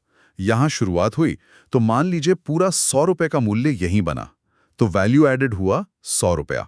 ठीक। दूसरा स्टेज धागा। धागे की कीमत 200 रुपए है, लेकिन इसमें 100 रुपए की तो कपास पहले से लगी हुई है ना? हाँ, वो तो इनपुट कॉस्ट हो गई। बिल्कुल। तो धागा बनाने की प्रक्रिया में जो नई कीमत जुड़ी वो है 200 रुपए धागे की कीमत, 100 रुपए कपास की कीमत, बराबर 100 रुपए। अच्छा, तो इस स्टेज का जीवीए हुआ 100। हाँ। अब तीसरा स्टेज कपड़ा। कपड़े की कीमत है 400 रुपए, पर इसमें 200 रुपए का धागा इस्तेमाल हुआ है। जी। तो कपड़ा बनाने में जो मूल्य जुड़ा वो है 400 रुपए, कपड़े की कीमत 200 रुपए, धागे की कीमत बराबर 200 रुपए। ओके, यहाँ जीवीए 200। सही। और चौथा आखिरी स्टेज शर्ट। तैयार शर्ट 800 रुपए की है, इसमें 400 रुपए का कपड़ा लगा है। तो शर्ट बनाने के इस आखिरी चरण में कितना मूल्य जुड़ा? 800 रुपए, शर्ट की कीमत 400 रुपए, कपड़े की कीमत बराबर 400 रुपए। यहाँ 400। जी। अब अगर हम हर स्टेज पर जोड़े गए मूल्य को जमा करें, 100 रुपए कपास वाले स्टेज का, प्लस 100 रुपए धागे वाले स्टेज का, प्लस 200 रुपए कपड़े वाले स्टेज का, प्लस 400 रुपए शर्ट वाले स्टेज का, कितना हुआ? 100 + 100 + 200 + 400, ये तो 800 रुपए हो गया। बिल्कुल। और ध्यान दीजिए, ये कुल जीवीए किसके बराबर है? ये तो फाइनल प्रोडक्ट यानी शर्ट की कीमत के बराबर है, 800 रुपए। एकदम सही। यही जीवीए मेथड की खूबी है। हाँ, ये तो कमाल है। और इसका सबसे बड़ा फायदा फिर क्या हुआ? सबसे बड़ा फायदा है कि इससे दोहरी गणना की त्रुटि यानी डबल काउंटिंग एरर नहीं होती। अच्छा, वो कैसे? सोचिए, अगर हम हर स्टेज की कुल कीमत जोड़ देते, मतलब 100 कपास प्लस 200 धागा प्लस 400 कपड़ा प्लस 800 शर्ट। तो ये 1500 हो जाता। हाँ, जो कि गलत होता। क्यों? क्योंकि इसमें कपास की कीमत 4 बार जुड़ गई, धागे की कीमत 3 बार जुड़ गई, कपड़े की कीमत 2 बार जुड़ गई। एक ही चीज की वैल्यू बार बार गिन ली गई। हाँ, बात तो सही है। जीवीए क्या करता है? वो हर स्टेज पर सिर्फ नई वैल्यू जो ऐड हुई है उसी को पकड़ता है। इंटरमीडिएट गुड्स की वैल्यू को अपने आप घटा देता है। इसलिए आखिर में जो टोटल जीवीए आता है वो फाइनल गुड शर्ट की वैल्यू के बराबर होता है। समझ गई। ये बहुत जरूरी है समझना, खासकर जब हम पूरे देश की अर्थव्यवस्था के उत्पादन को नाप रहे हों। बिल्कुल। और जैसा कि स्रोत में भी बताया गया है, भारत में 2015 से राष्ट्रीय आय के आंकलन के लिए मुख्य रूप से मूल कीमतों पर जीवीए एट बेसिक प्राइसेस का इस्तेमाल हो रहा है। जीडीपी के बजाय जीवीए पर फोकस बढ़ा है। अच्छा, ये एक बदलाव हुआ है। इसका कोई खास कारण? हाँ, इसके कई कारण हैं, पर एक मुख्य कारण ये माना जाता है कि इससे अर्थव्यवस्था के अलग-अलग सेक्टर्स जैसे खेती, इंडस्ट्री, सर्विसेज का क्या योगदान है, इसकी ज्यादा साफ तस्वीर मिलती है। ये सिर्फ कुल उत्पादन का आंकड़ा नहीं देता, बल्कि ये भी बताता है कि अर्थव्यवस्था के कौन से हिस्से कितना मूल्य जोड़ रहे हैं। ओके, तो ये हुआ जीवीए। अब जीवीए हमें बताता है कि कुल उत्पादन में मूल्य कैसे जुड़ता है। जी। लेकिन ये उत्पादन होता किस चीज का है? स्रोत हमें बताते हैं कि अर्थव्यवस्था में जो चीजें बनती हैं उन्हें हम मोटा-मोटा 2 श्रेणियों में बांट सकते हैं। जी। एक है अंतिम वस्तुएं, फाइनल गुड्स, और दूसरी है मध्यवर्ती वस्तुएं, इंटरमीडिएट गुड्स। जी। इनमें क्या फर्क है? ये भी एक महत्वपूर्ण अंतर है। अंतिम वस्तुएं, फाइनल गुड्स, जैसा नाम से ही लग रहा है, ये वो है जो अपने अंतिम इस्तेमाल तक पहुंच चुकी हैं। जी। या तो इन्हें उपभोक्ता मतलब कंज्यूमर सीधे इस्तेमाल करता है, जैसे हमने खाने के लिए ब्रेड खरीदी या पहनने के लिए कपड़े, हाँ। या फिर कोई बिजनेस इन्हें निवेश के तौर पर, इन्वेस्टमेंट के तौर पर इस्तेमाल करता है, जैसे किसी फैक्ट्री ने कोई नई मशीन खरीदी। इन पर अब आगे कोई और प्रोसेसिंग नहीं होनी है, ये प्रोडक्शन लाइन से बाहर आ चुकी हैं, अपने फाइनल डेस्टिनेशन पर पहुंच चुकी हैं। बिल्कुल। और श्रोता इन अंतिम वस्तुओं को भी 2 हिस्सों में बांटते हैं, जैसा आपने इशारा किया। हाँ। पहला उपभोक्ता वस्तुएं, कंज्यूमर गुड्स। ये वो चीजें हैं जिन्हें हम और आप अपनी रोजमर्रा की जरूरतें पूरी करने के लिए खरीदते हैं। हाँ। खाना, कपड़े, टीवी, फोन, ये सब। इनका मकसद है सीधे उपभोग, कंजम्पशन। ठीक। और दूसरा पूंजीगत वस्तुएं, कैपिटल गुड्स। ये वो टिकाऊ चीजें हैं जिन्हें फर्में दूसरे सामान या सेवाएं बनाने के लिए इस्तेमाल करती हैं। ये उत्पादन प्रक्रिया का हिस्सा होती हैं, लेकिन खुद अंतिम उत्पाद में खप नहीं जाती, जैसे मशीनें, औजार, फैक्ट्री की इमारतें, ट्रक्स, कंप्यूटर। ये अर्थव्यवस्था की उत्पादन क्षमता बढ़ाती हैं। अच्छा, तो मशीन कैपिटल गुड हो गई। ओके। हाँ, ये भी फाइनल गुड्स ही हैं, क्योंकि ये आगे बिकने के लिए नहीं है, बल्कि उत्पादन में इस्तेमाल होने के लिए हैं। समझ गए। और दूसरी तरफ थी मध्यवर्ती वस्तुएं, इंटरमीडिएट गुड्स। ये क्या है? इंटरमीडिएट गुड्स वो हैं जो अभी सफर में हैं, जो अभी फाइनल नहीं बनी हैं। अच्छा। ये या तो कच्चा माल है, जैसे शर्ट बनाने वाली फैक्ट्री के लिए कपड़ा, हाँ। या फिर ये आधे अधूरे बने पुर्जे हैं, जैसे कार बनाने वाली फैक्ट्री के लिए टायर। इनका इस्तेमाल किसी और अंतिम वस्तु को बनाने में होना है। इन पर या तो आगे और काम होगा, या ये किसी दूसरी चीज का हिस्सा बनेंगी, या फिर इन्हें दोबारा बेचा जाएगा। अच्छा, तो शर्ट वाले उदाहरण में कपास, धागा, कपड़ा, ये सब शर्ट के बनने तक मध्यवर्ती वस्तुएं थी। बिल्कुल। जब तक वो शर्ट नहीं बन गई तब तक वो इंटरमीडिएट थे। फाइनल गुड शर्ट थी। स्रोत में एक चाय वाला उदाहरण भी था, वो क्या था? हाँ, हो बड़ा अच्छा उदाहरण है फर्क समझाने के लिए। सोचिए, अगर आप दुकान से चाय पत्ती का पैकेट खरीदकर घर लाती हैं और खुद चाय बनाकर पीती हैं, तो वो चाय पत्ती आपके लिए क्या हुई? मेरे लिए तो वो फाइनल गुड हुई, कंज्यूमर गुड। बिल्कुल। लेकिन अगर एक चाय वाला या कोई रेस्टोरेंट वही चाय पत्ती खरीदता है, हाँ, ताकि वो उससे चाय बनाकर अपने ग्राहकों को बेच सके, तो उस रेस्टोरेंट के लिए वही चाय पत्ती क्या बन गई? ओह अच्छा, उसके लिए तो वो कच्चा माल हो गया, मतलब मध्यवर्ती वस्तु, क्योंकि वो उसे आगे प्रोसेस करके बेच रहा है। एकदम सही। तो देखिए, एक ही चीज चाय पत्ती अंतिम भी हो सकती है और मध्यवर्ती भी। ये इस पर निर्भर करता है कि उसे इस्तेमाल कौन कर रहा है और किस लिए कर रहा है। And use matters.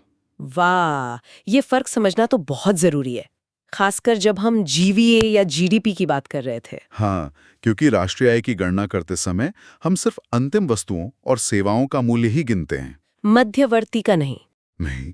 अगर हम मध्यवर्ती वस्तुओं पर ही गिन लेंगे तो फिर वही डबल काउंटिंग वाली गड़बड़ हो जाएगी। हाँ, शर्ट वाले उदाहरण में अगर हम धागे और कपड़े को भी गिनते और फिर शर्ट को भी गिनते तो गलत होता ना। हाँ बिल्कुल। तो सिर्फ फाइनल वैल्यू। ओके, अच्छा, वस्तुओं की बात हो गई। स्रोत में एक और शब्द का जिक्र है, इन्वेंट्री या माल सूची। ये क्या बला है? हाँ, इन्वेंट्री बला नहीं है पर जरूरी चीज है। इसका सीधा सा मतलब है वो सारा सामान जो किसी बिजनेस ने, किसी फर्म ने अपने पास रखा हुआ है। स्टॉक।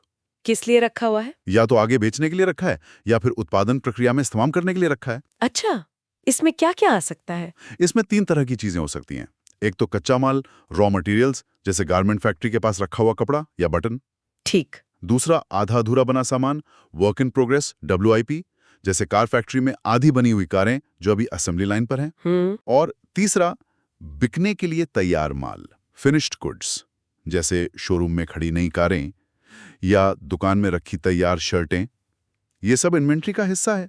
तो ये बस वो स्टॉक है जो कंपनियों के पास किसी भी समय पड़ा रहता है।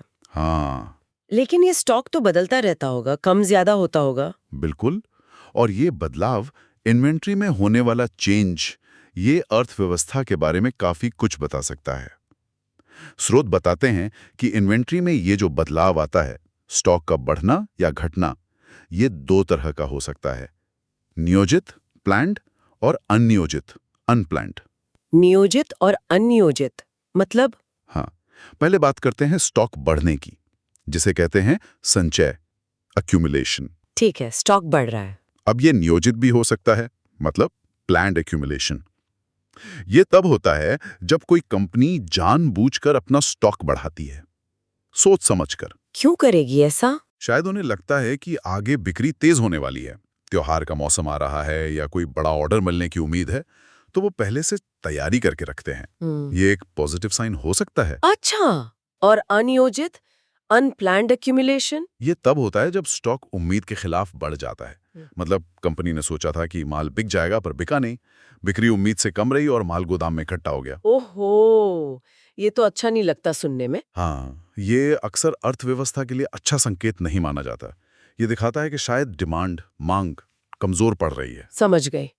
और इसी तरह स्टॉक कम भी तो हो सकता है, जिसे विसंचय कहते हैं। बिल्कुल, और ये भी नियोजित या अनियोजित हो सकता है। अच्छा। नियोजित विसंचय, प्लान्ड एक्यूमुलेशन, तब होता है जब कंपनी जानबूझकर स्टॉक कम करती है।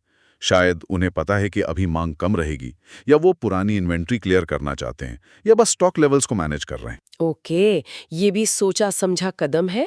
और अनियोजित विसंचय, अनप्लान्ड डिक्यूमुलेशन, ये तब होता है जब बिक्री अचानक उम्मीद से बहुत ज्यादा हो जाती है और स्टॉक तेजी से खत्म होने लगता है।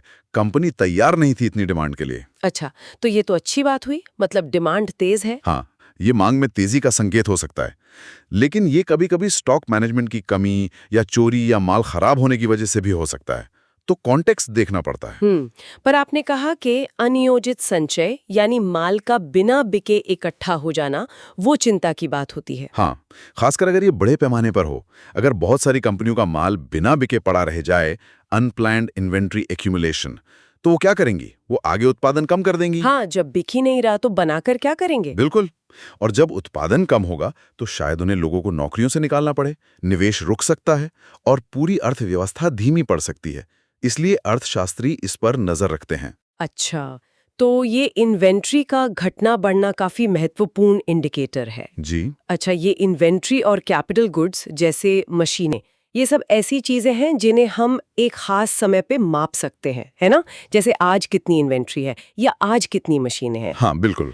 इसी से जुड़ा एक और बहुत जरूरी कॉन्सेप्ट है जिस पर स्रोत ध्यान दिलाते हैं, स्टॉक और प्रवाह के बीच का अंतर। जी, स्टॉक बनाम फ्लो, ये बहुत फंडामेंटल है। हाँ, सुनने में शायद आसान लगे पर कई बार लोग इसमें कंफ्यूज हो जाते हैं। तो स्टॉक का मतलब है कोई भी ऐसी मात्रा जिसे हम एक निश्चित समय बिंदु पे मापते हैं, at a specific point in time.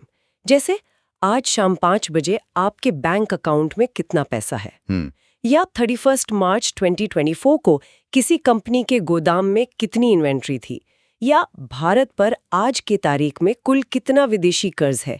ये सब क्या है? ये सब स्टॉक है। जी, स्रोत इसके और उदाहरण देते हैं। जैसे किसी व्यक्ति की कुल संपत्ति, वेल्थ, वो एक पॉइंट ऑफ टाइम पे होती है। पूंजी का स्टॉक, देश में मुद्रा आपूर्ति, मनी सप्लाई कितनी आज, ये सब स्टॉक चर हैं, स्टॉक वेरिएबल्स हैं। ये एक स्नैपशॉट की तरह है, उस एक पल की तस्वीर। ठीक है। और दूसरी तरफ है प्रवाह, फ्लो। ये क्या है? प्रवाह वो मात्रा है जिसे हम एक निश्चित समय अवधि के दौरान मापते हैं, over a period of time. इसमें समय का एक अंतराल होता है। जैसे पिछले एक साल में आपकी कुल आय कितनी थी, या आपने पिछले महीने कितना खर्च एक्सपेंडिचर किया, या एक तिमाही में कंपनी ने कितना नया निवेश किया, इन्वेस्टमेंट किया, या एक साल में मशीनों की कीमत में कितनी गिरावट आई, यानी डिप्रिसिएशन कितना हुआ। अच्छा, तो इसमें एक टाइम पीरियड जुड़ा है, महीना, साल, तिमाही। हाँ, इन्हें मापने के लिए हमें एक शुरुआती और एक अंतिम बिंदु चाहिए होता है। जैसे 1 जनवरी से 31 दिसंबर तक आय। स्रोत के उदाहरण देखें। आय, व्यय, उत्पादन जैसी जीडीपी एक साल का, निवेश, बचत, सेविंग, मूल्यह्रास, इन्वेंट्री में बदलाव, चेंज इन इन्वेंट्री, ये सब प्रवाह चर हैं। फ्लो वेरिएबल्स हैं। हाँ अरे हाँ, इन्वेंट्री खुद तो स्टॉक है, जी, लेकिन इन्वेंट्री में बदलाव, साल भर में कितनी बढ़ी या घटी, वो एक प्रवाह है। बिल्कुल सही पकड़ा। यही मुख्य अंतर है। स्टॉक एक पॉइंट पर, प्रवाह एक पीरियड में। ये फर्क समझना बहुत जरूरी है जब हम आर्थिक आंकड़ों को देख रहे होते हैं। बहुत जरूरी। और ये दोनों जुड़े हुए भी हैं, ऐसा नहीं कि बिल्कुल अलग है। कैसे जुड़े हैं? प्रवाह अक्सर स्टॉक को बदलते हैं। जैसे आपकी बचत, सेविंग, जो कि एक प्रवाह है, वो आपकी कुल संपत्ति, वेल्थ, जो कि एक स्टॉक है, उसको समय के साथ बढ़ाती है। हाँ, सही बात है। या जैसे निवेश, इन्वेस्टमेंट, जो एक प्रवाह है, वो देश के पूंजी स्टॉक, कैपिटल स्टॉक, जो एक स्टॉक है, उसको बढ़ाता है। अच्छा, पानी की टंकी का उदाहरण सोच सकते हैं। टंकी में इस समय कितना पानी है, ये स्टॉक है, और नल से कितना पानी उसमें हर मिनट गिर रहा है या नीचे से निकल रहा है, ये प्रवाह है। नल का पानी टंकी के स्टॉक को बदलता है। वाह, ये उदाहरण तो बिल्कुल साफ कर देता है।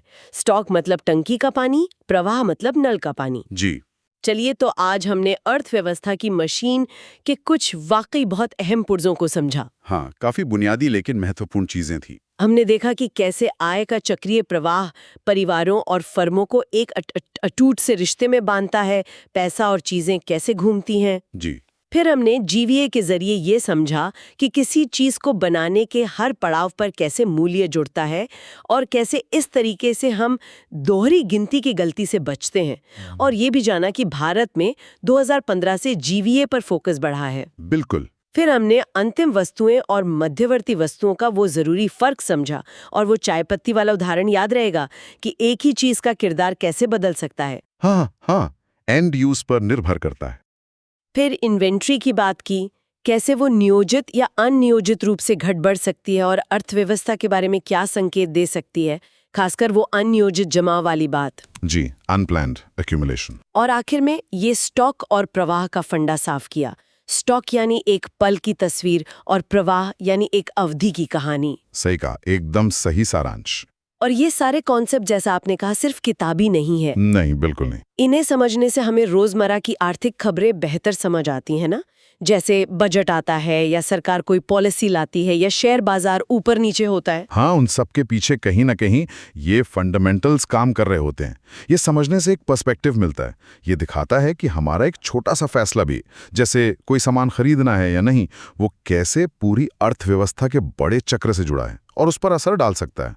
सब कुछ इंटरकनेक्टेड है। बिल्कुल। इसी इंटरकनेक्शन से जुड़ा एक सवाल मेरे मन में आ रहा है अंत में। पूछिए।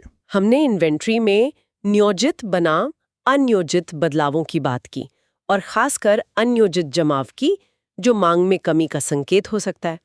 आज की दुनिया तो इतनी तेजी से बदल रही है। लोगों की पसंद, आदतें, फिर बाहरी हालात, कभी महामारी, कभी कोई और संकट, सब कुछ बहुत अप्रत्याशित, अनप्रेडिक्टेबल सा लगता है। अनिश्चितता तो बढ़ी है। तो ऐसे में ये कंपनियां कैसे अंदाजा लगाती होंगी कि लोग क्या खरीदेंगे और उन्हें कितना स्टॉक रखना चाहिए? ये फोरकास्टिंग कितनी मुश्किल हो गई होगी। बहुत मुश्किल। डेटा और एडवांस्ड एनालिटिक्स का इस्तेमाल होता है, लेकिन फिर भी गलतियां होती हैं। और जब उनके अंदाजे बुरी तरह गलत साबित होते हैं, मतलब अगर बड़े पैमाने पर अनियोजित स्टॉक जमा हो जाता है या अचानक जरूरत के समय मिलता ही नहीं है, तो इसका पूरी अर्थव्यवस्था की स्थिरता पर, इकोनॉमिक स्टेबिलिटी पर क्या असर पड़ता होगा। ये सोचने वाली बात है कि इस बढ़ती हुई अनिश्चितता को बिजनेस और सरकारें कैसे मैनेज करने की कोशिश करते हैं या कर सकते हैं। ये वाकई एक बड़ा चैलेंज है आज के दौर में, इस पर विचार करना जरूरी है। नमस्कार, आज हम बात कर रहे हैं अर्थव्यवस्था के दो बहुत ही अहम मुद्दों पर। जी मुद्रास्फीति यानी महंगाई जी और बेरोजगारी। ये दोनों ही चीजें हम सबकी जिंदगी पर असर डालती हैं। बिल्कुल। हमारे पास कुछ नोट्स और ग्राफिक्स भी हैं, तो कोशिश रहेगी कि इन थोड़े मुश्किल से लगने वाले विषयों को आसान बनाया जाए। हाँ, और इनके आपसी कनेक्शन को भी समझे। बिल्कुल। और भारत में इन्हें कैसे मापते हैं, इस पर भी बात करेंगे। हाँ, तो हम फोकस करेंगे इनके मतलब पर, इनके कारण, असर, और वो जो फिलिप्स कर्व वाला रिश्ता है ना, हाँ, फिलिप्स कर्व, उस पर भी बात करेंगे। और बेरोजगारी के जो अलग अलग प्रकार हैं, साथ ही WPI, CPI, IIP जैसे इंडिकेटर्स क्या कहते हैं, ये सब देखेंगे। बढ़िया। तो चलिए महंगाई से ही शुरू करते हैं। मुद्रास्फीति, ये शब्द तो सुनते ही रहते हैं। आसान शब्दों में क्या है ये? देखिए, आसान भाषा में कहें तो मुद्रास्फीति का मतलब है चीजों और सेवाओं के जो आम दाम हैं उनमें लगातार बढ़ोतरी होना। अच्छा। और इसका सीधा असर ये होता है कि हमारे पैसे की जो खरीदने की ताकत है, जिसे परचेजिंग पावर कहते हैं, हाँ, वो कम हो जाती है। हाँ। मतलब उतने ही पैसे में आप पहले से कम सामान खरीद पाते हैं। और इसका असर मतलब सिर्फ हमारी खरीदारी पर ही है या कुछ और भी पहलू हैं? नोट्स में उधार लेने देने वालों का जिक्र था। हाँ, वो एक बहुत दिलचस्प पॉइंट है। देखिए, जब महंगाई बढ़ रही होती है, हाँ, तो जिसने उधार लिया है यानी बोरोअर, हाँ, उसे फायदा होता है। अच्छा, कैसे? क्योंकि जब वो पैसा लौटाएगा, मान लीजिए 1 साल बाद, हाँ, तो उस पैसे की असली कीमत, उसकी वैल्यू कम हो चुकी होगी महंगाई की वजह से। ओ, सही बात है। और जिसने उधार दिया यानी लेंडर, उसे नुकसान, क्योंकि उसे जो पैसा वापस मिला उसकी खरीदने की ताकत घट गई है। इसी से जुड़ा वो एरविन फिशर का मनी इल्यूजन वाला कॉन्सेप्ट भी है, MV=PT। वो मोटे तौर पर यही बताता है कि मनी सप्लाई और पैसा कितनी तेजी से घूम रहा है, इसका संबंध कीमतों और ट्रांजैक्शन से है। ओके, तो ये महंगाई होती क्यों है? मतलब इसके पीछे क्या कारण है? क्या सिर्फ सरकार ज्यादा नोट छाप दे तो हो जाती है? नहीं, सिर्फ वो नहीं, उसके पीछे मोटे तौर पर 2 तरह के कारण माने जाते हैं। पहला है डिमांड पुल, मतलब मांग की तरफ से खिंचाव। मांग जनित। हाँ, ये तब होता है जब बाजार में चीजों और सेवाओं की जितनी सप्लाई है उससे ज्यादा पैसा लोगों के हाथ में होता है खर्च करने के लिए। वो कहावत है ना, too much money chasing too few goods. हाँ, सुना है। बहुत सारा पैसा कम सामान के पीछे भाग रहा है, तो मांग बढ़ने से कीमतें ऊपर खिंचती हैं। ओके। और दूसरा है कॉस्ट पुश, यानी लागत की तरफ से धक्का। लागत जनित। जी, ये तब होता है जब चीजें बनाने का खर्चा बढ़ जाता है। जैसे मान लीजिए कच्चा माल महंगा हो गया, या लेबर कॉस्ट बढ़ गई, या ट्रांसपोर्ट महंगा हो गया। तो बनाने वाले क्या करते हैं, वो बढ़ा हुआ खर्चा दाम में जोड़ देते हैं, तो चीजें महंगी हो जाती हैं। ये सप्लाई साइड से आता है प्रेशर। समझ गई। डिमांड खींचे या कॉस्ट धक्का दे, नतीजा महंगाई। अच्छा, तो भारत में इसे नापते कैसे हैं? आपने कहा WPI और CPI, ये क्या है? हाँ, ये 2 मुख्य तरीके हैं। पहला है WPI यानी थोक मूल्य सूचकांक, होलसेल प्राइस इंडेक्स। थोक मतलब बड़े लेवल पर। हाँ, जहाँ बड़े व्यापारी होलसेलर खरीदते बेचते हैं, उस लेवल पर चीजों के दाम कैसे बदल रहे हैं, ये WPI नापता है। इसमें सबसे ज्यादा वजन होता है मैन्युफैक्चर्ड गुड्स का, फैक्ट्री में बनी चीजों का। अच्छा। फिर आते हैं प्राइमरी आर्टिकल्स, जैसे कच्चा माल, और फिर फ्यूल और पावर। एक बहुत जरूरी बात यह है कि WPI में सर्विसेज यानी सेवाएं शामिल नहीं होती। जैसे डॉक्टर की फीस या ट्रांसपोर्ट का किराया। हाँ, वो सब इसमें नहीं आता। ये सिर्फ गुड्स यानी वस्तुओं पर फोकस करता है। इसे वाणिज्य और उद्योग मंत्रालय का एक ऑफिस जारी करता है। ठीक है। और दूसरा वाला CPI? दूसरा है CPI यानी उपभोक्ता मूल्य सूचकांक। उपभोक्ता मतलब हम जैसे लोग। हाँ, बिल्कुल। ये उस लेवल पर नापता है जहां से हम आप यानी आम कंज्यूमर सामान खरीदते हैं रिटेल मार्केट में। और सबसे बड़ा फर्क ये है कि CPI चीजों और सेवाओं दोनों के दाम में बदलाव को देखता है। अच्छा, तो इसमें सेवाएं भी शामिल हैं। हाँ, और इसमें खाने पीने की चीज़ों का वजन भी काफ़ी ज़्यादा होता है, तो ये आम आदमी की जेब पर पड़ने वाले असर को ज़्यादा करीब से दिखाता है। तो फिर तो शायद सीपीआई ही ज्यादा जरूरी हुआ ना, अगर वो सेवाओं को भी गिन रहा है और आम उपभोक्ता के नजरिए से देख रहा है। आरबीआई किसका इस्तेमाल करता है? बिल्कुल सही पॉइंट है, क्योंकि सीपीआई आम उपभोक्ता के खर्चे को बेहतर दिखाता है, जिसमें सेवाएं भी हैं। इसलिए आरबीआई जो अपनी मॉनेटरी पॉलिसी बनाता है, हाँ, जैसे इंटरेस्ट रेट वगैरह। हाँ, उसके लिए वो मुख्य रूप से सीपीआई पर ही निर्भर करता है, खास तौर पर सीपीआई कंबाइंड, जो गांव और शहर दोनों के लिए होता है। अच्छा। और डब्ल्यूपीआई इंडस्ट्री के लिए ज़रूरी है, पर पॉलिसी के लिए और आम लोगों के लिए सीपीआई ज़्यादा रिलेवेंट है, और इसे एनएसओ यानी राष्ट्रीय सांख्यिकी कार्यालय जारी करता है। Okay, NSO. अच्छा, एक जीडीपी डिफ्लेटर भी है शायद? हाँ, जीडीपी डिफ्लेटर भी एक तरीका है पूरी इकोनॉमी में प्राइस चेंज देखने का, पर रोज की महंगाई ट्रैक करने के लिए सीपीआई ही मेन है। ठीक है। अच्छा, क्या महंगाई की रफ्तार भी अलग अलग होती है? नोट्स में कुछ अजीब से नाम थे, रेंगती हुई, दौड़ती हुई। हाँ, बिल्कुल। उसकी रफ्तार के हिसाब से उसे अलग अलग कैटेगरी में बांटा गया है। जैसे रेंगती, क्रीपिंग इन्फ्लेशन, ये होती है बहुत धीमी, मान लीजिए साल में 3-4%। इसे कई बार इकोनॉमी के लिए बुरा नहीं मानते, थोड़ा ठीक ही मानते हैं। अच्छा, क्यों? क्योंकि थोड़ी सी महंगाई प्रोड्यूसर्स को थोड़ा मोटिवेट कर सकती है कि दाम बढ़ रहे हैं, चलो थोड़ा और उत्पादन करें। फिर आती है चलती या दौड़ती इन्फ्लेशन। ये थोड़ी तेज हो जाती है, मान लीजिए 4 से 10 या 10 से 20%। ये चिंता की बात होने लगती है। ओके। और फिर अगर ये बहुत ज्यादा बढ़ जाए, 20% से भी कहीं ऊपर, 50-100% या उससे भी ज्यादा, बाप रे। तो उसे कहते हैं सरपट दौड़ती या फिर अति मुद्रास्फीति। हाइपर इन्फ्लेशन, ये तो बहुत खतरनाक लगता ये है। बिल्कुल तबाही ला सकता है, इसमें पैसे की वैल्यू लगभग खत्म हो जाती है। इतिहास में उदाहरण है इसके। ओह, अच्छा, दो और शब्द थे जो कंफ्यूज करते हैं, डिस्फीति और अपस्फीति। ये क्या बलाएं? हाँ, ये थोड़े मिलते जुलते लगते हैं पर हैं बहुत अलग। देखिए, डिस्फीति का मतलब है कि महंगाई की दर कम हो रही है। दर कम हो रही है मतलब? कीमतें अभी भी बढ़ रही हैं पर पहले से धीरे। मान लीजिए पिछले महीने महंगाई 10% थी, इस महीने 8% है, अगले महीने 5% हो जाए तो दाम तो बढ़ रहे हैं पर बढ़ने की स्पीड कम हो गई है। ये है डिस्फीति। अच्छा, ओके, स्पीड कम होना। और अपस्फीति? अपस्फीति, डिफ्लेशन, इसका बिल्कुल उल्टा है। इसमें चीजों और सेवाओं के दाम असल में गिरने लगते हैं, नेगेटिव इन्फ्लेशन।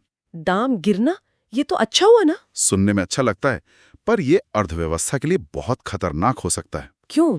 क्योंकि जब लोगों को लगने लगता है कि दाम और गिरेंगे तो खरीदना टाल देते हैं, सोचते हैं कल और सस्ता होगा। हाँ, सही बात है। इससे डिमांड एकदम घट जाती है, कंपनियां उत्पादन बंद कर देती हैं, लोगों की नौकरियां जाती हैं। ये एक दुष्चक्र बन सकता है। ओह, तो दाम गिरना भी अच्छा नहीं है। अच्छा, एक और चीज थी, कोर इन्फ्लेशन। हाँ, कोर इन्फ्लेशन। ये क्या होता है कि जो हेडलाइन इन्फ्लेशन होती है, यानी कुल महंगाई, उसमें से कुछ चीजों के दाम हटा देते हैं। कौन सी चीज है?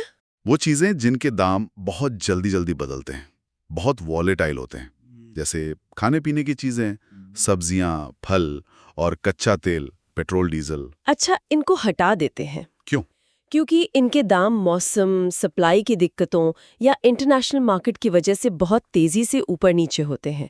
इनको हटाने से महंगाई का जो अंदरूनी ज्यादा टिकाऊ ट्रेंड है, उसका बेहतर अंदाजा लगता है। पॉलिसी बनाने वालों के लिए ये जरूरी होता है। समझ गए।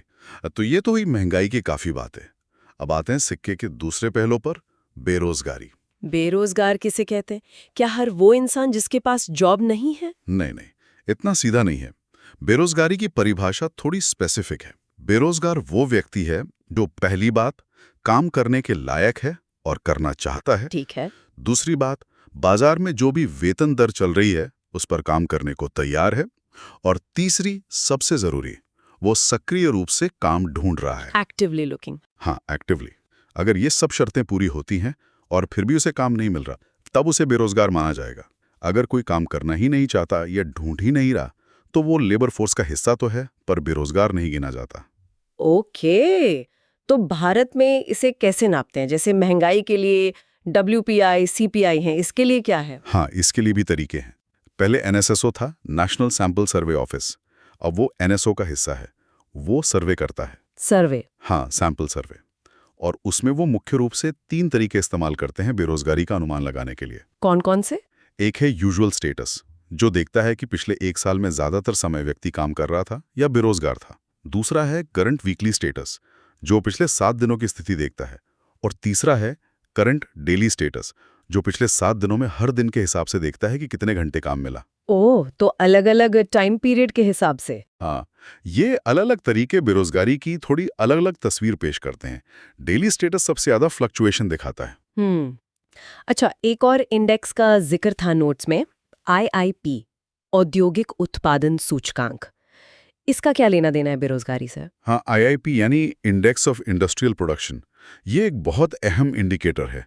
ये नापता है कि देश के औद्योगिक क्षेत्र में, मतलब फैक्ट्री, माइनिंग, बिजली, इनमें प्रोडक्शन कितना हो रहा है, मात्रा में, क्वांटिटी में। अच्छा, ये क्वांटिटी नापता है, प्राइस नहीं, WPI, CPI की तरह? बिल्कुल, WPI और CPI दाम नापते हैं, IIP उत्पादन की मात्रा नापता है।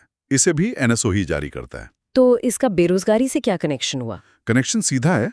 अगर IIP बढ़ रहा है, मतलब इंडस्ट्री ज्यादा माल बना रही है, तो आमतौर पर उन्हें ज्यादा लोगों की जरूरत पड़ेगी, है ना? तो रोजगार बढ़ने की संभावना होती है। हाँ। और अगर IIP गिर रहा है तो मतलब प्रोडक्शन कम हो रहा है, कंपनियां शायद लोगों को निकालना शुरू कर दें, तो बेरोजगारी बढ़ सकती है। ये इंडस्ट्री की सेहत का बैरोमीटर है। इसमें जो 8 कोर इंडस्ट्रीज हैं, रिफाइनरी, बिजली, स्टील, कोयला वगैरह, उनका वजन करीब 40% होता है। समझ गई।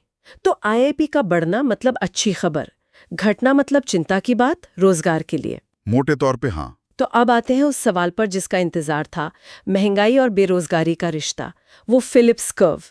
क्या है ये? हाँ, फिलिप्स कर्व, ये इकोनॉमिक्स में एक बहुत ही, क्या कहते हैं, चर्चित कॉन्सेप्ट है। A.W. फिलिप्स ने इसे स्टडी किया था। और पारंपरिक रूप से फिलिप्स कर्व ये दिखाता है कि महंगाई और बेरोजगारी के बीच एक उल्टा रिश्ता होता है, इनवर्स रिलेशनशिप। उल्टा रिश्ता, मतलब एक ऊपर तो दूसरा नीचे। हाँ, यानी जब महंगाई ज्यादा होती है, हाई इन्फ्लेशन, तो बेरोजगारी कम होती है, लो अनएम्प्लॉयमेंट। अच्छा। और जब महंगाई कम होती है तो बेरोजगारी ज्यादा होती है। हाँ। ये है पारंपरिक फिलिप्स कर्व।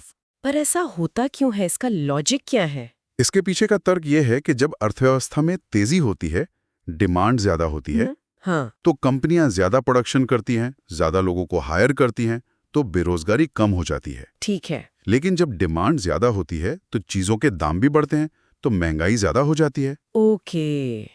और जब मंदी होती है? जब इकोनॉमी स्लो होती है, डिमांड कम होती है, तो कंपनियां प्रोडक्शन घटाती हैं, लोगों को निकालती हैं, तो बेरोजगारी बढ़ जाती है। और डिमांड कम होने से दाम भी ज्यादा नहीं बढ़ पाते, तो महंगाई कम रहती है। ये है वो उल्टा रिश्ता।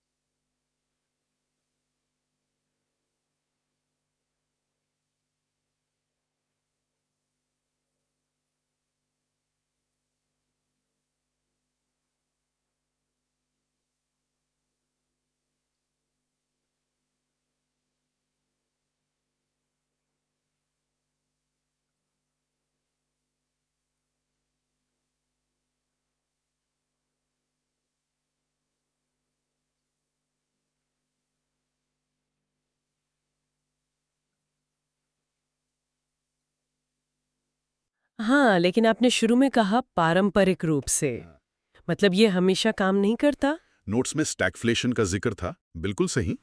यहीं पर पेंच है। ये जो पारंपरिक रिश्ता है, ये हमेशा पत्थर की लकीर नहीं होता। एक बहुत ही बुरी स्थिति आ सकती है, जिसे कहते हैं स्टैगफ्लेशन। स्टैगफ्लेशन, नाम से ही कुछ गड़बड़ लग रहा है। हाँ, ये 2 शब्दों से बना है। स्टैग्नेशन यानी आर्थिक ठहराव, और इन्फ्लेशन यानी महंगाई। अच्छा, ठहराव और महंगाई एक साथ। हाँ, यही इसकी खासियत है। स्टैगफ्लेशन में होता यह है कि महंगाई भी बहुत ज्यादा होती है, इन्फ्लेशन ऊपर, और बेरोजगारी भी बहुत ज्यादा होती है। अरे, दोनों एक साथ ऊपर? हाँ, और साथ में इकोनॉमिक ग्रोथ या तो बहुत कम होती है या होती ही नहीं है। मतलब अर्थव्यवस्था फंस जाती है। न ग्रोथ है, ऊपर से महंगाई और बेरोजगारी दोनों का डबल अटैक। ये तो बहुत ही मुश्किल सिचुएशन है। इसमें तो फिलिप्स कर्व वाला लॉजिक फेल हो गया। बिल्कुल, स्टैगफ्लेशन में फिलिप्स कर्व काम नहीं करता और ये किसी भी सरकार या सेंट्रल बैंक के लिए सबसे मुश्किल हालात होते हैं। क्यों? क्योंकि अगर वो महंगाई कम करने के लिए कदम उठाते हैं, जैसे ब्याज दरें बढ़ाते हैं, तो उससे ग्रोथ और धीमी हो सकती है और बेरोजगारी बढ़ सकती है। और अगर वो बेरोजगारी कम करने के लिए अर्थव्यवस्था को बूस्ट देने की कोशिश करते हैं, तो महंगाई और भड़क सकती है। एक तरह का कैश 22 सिचुएशन। समझ गए। ये स्टैगफ्लेशन तो वाकई खतरनाक है। अच्छा, इसका मतलब बेरोजगारी भी शायद बस एक तरह की नहीं होती होगी, कई तरह की होती होगी। हाँ बिल्कुल, बेरोजगारी को समझना है तो उसके प्रकार जानना बहुत जरूरी है। कई तरह की होती है। जैसे कुछ मुख्य प्रकार बताएंगे? हाँ जरूर। एक होती है संरचनात्मक स्ट्रक्चरल बेरोजगारी। संरचनात्मक मतलब ये अर्थव्यवस्था के स्ट्रक्चर, उसकी बनावट में बदलाव की वजह से होती है। जैसे मान लीजिए कोई नई टेक्नोलॉजी आ गई जिससे पुरानी तरह की नौकरियां खत्म हो गई। अच्छा। अब जिन लोगों के पास पुराना स्किल था वो बेरोजगार हो गए और नई नौकरियों के लिए जो स्किल चाहिए वो उनके पास नहीं है। तो ये एक मिसमैच हो जाता है स्किल्स का। ये अक्सर लंबे समय तक चलती है। ये तो मुश्किल है। और फिर होती है घर्षणात्मक बेरोजगारी। हाँ, ये थोड़ी टेम्पररी होती है। टेम्पररी। हाँ, जैसे कोई एक नौकरी छोड़ के दूसरी ढूंढ रहा है, तो बीच का जो समय है वो फ्रिक्शनल अनएम्प्लॉयमेंट है। या कोई पढ़ाई पूरी करके पहली नौकरी की तलाश में है। इसे बुरा नहीं माना जाता। ये एक डायनामिक इकोनॉमी का हिस्सा है। ओके। और एक वो छिपी हुई बेरोजगारी भी होती है शायद। हाँ। प्रच्छन्नी या छिपी बेरोजगारी, ये बड़ी इंटरेस्टिंग है। क्या होता है इसमें? इसमें लोग काम पर लगे हुए तो दिखते हैं, पर असल में उनकी जरूरत नहीं होती। मतलब अगर उनमें से कुछ लोगों को हटा भी दिया जाए तो टोटल प्रोडक्शन कम नहीं होगा। अरे, ऐसा कहाँ होता है? ये अक्सर एग्रीकल्चर सेक्टर में देखने को मिलता है भारत में। जैसे एक छोटे से खेत पर परिवार के 5 लोग काम कर रहे हैं, जबकि जरूरत सिर्फ 2 की है, तो बाकी 3 लोग छिपे हुए बेरोजगार हैं। उनका मार्जिनल प्रोडक्टिविटी 0 होता है। अच्छा, मार्जिनल प्रोडक्टिविटी 0, समझ गई। और फिर है चक्रीय बेरोजगारी। ये सीधे सीधे इकोनॉमी के उतार चढ़ाव यानी बिजनेस साइकिल से जुड़ी है। अच्छा, मंदी तेजी वाली। हाँ, जब इकोनॉमी में मंदी आती है, डिमांड कम होती है, कंपनियां प्रोडक्शन घटाती हैं, लोगों को निकालती हैं। ये जो बेरोजगारी बढ़ती है ये साइक्लिकल है, और जब इकोनॉमी में तेजी आती है तो ये कम हो जाती है। ओके। और मौसमी बेरोजगारी? हाँ, मौसमी बेरोजगारी ये उन कामों में होती है जो साल के कुछ खास महीनों या मौसमों में ही होते हैं। जैसे खेती में बुआई या कटाई का समय, या टूरिज्म इंडस्ट्री में पीक सीजन, या त्योहारों के समय कुछ खास तरह के काम जैसे पटाखे बनाना या बेचना। बाकी समय वो लोग बेरोजगार हो सकते हैं। और एक शिक्षित बेरोजगारी भी? हाँ, शिक्षित बेरोजगारी ये भारत जैसे देशों के लिए एक बड़ी चिंता है। मतलब लोगों के पास डिग्री है, वो पढ़े लिखे हैं, पर उन्हें उनकी योग्यता के हिसाब से या कोई भी नौकरी नहीं मिल रही, या खासकर शहरों में ज्यादा दिखती है। ये तो बहुत सारे प्रकार हो गए। अच्छा, नोट्स में काम करने वालों को भी 2 कैटेगरी में बांटा था, सीमांत और मुख्य, और संगठित असंगठित क्षेत्र। हाँ, ये भी जरूरी क्लासिफिकेशंस हैं। देखिए, सीमांत कार्यकर्ता वो होता है जिसे साल में 183 दिन यानी करीब 6 महीने से कम काम मिलता है। 6 महीने से कम? हाँ। और मुख्य कार्यकर्ता वो है जिसे साल में 183 दिन या उससे ज्यादा काम मिलता है। ये काम की ड्यूरेशन के आधार पर है। ओके। और संगठित असंगठित? ये काम की शर्तों के आधार पर है। संगठित क्षेत्र में वो नौकरियां आती हैं जहां काम की शर्तें रेगुलर होती हैं, जॉब सिक्योरिटी होती है, सोशल सिक्योरिटी बेनिफिट्स जैसे पीएफ, पेंशन, मेडिकल वगैरह मिलते हैं। ये आमतौर पर सरकार के पास रजिस्टर्ड होते हैं, बड़ी कंपनियां, सरकारी विभाग वगैरह। ठीक है। और असंगठित क्षेत्र इसका उल्टा है। यहां काम की शर्तें अनियमित होती हैं, नौकरी की कोई गारंटी नहीं होती, कोई सोशल सिक्योरिटी नहीं होती। जैसे छोटे दुकानदार, दिहाड़ी मजदूर, घर में काम करने वाले लोग।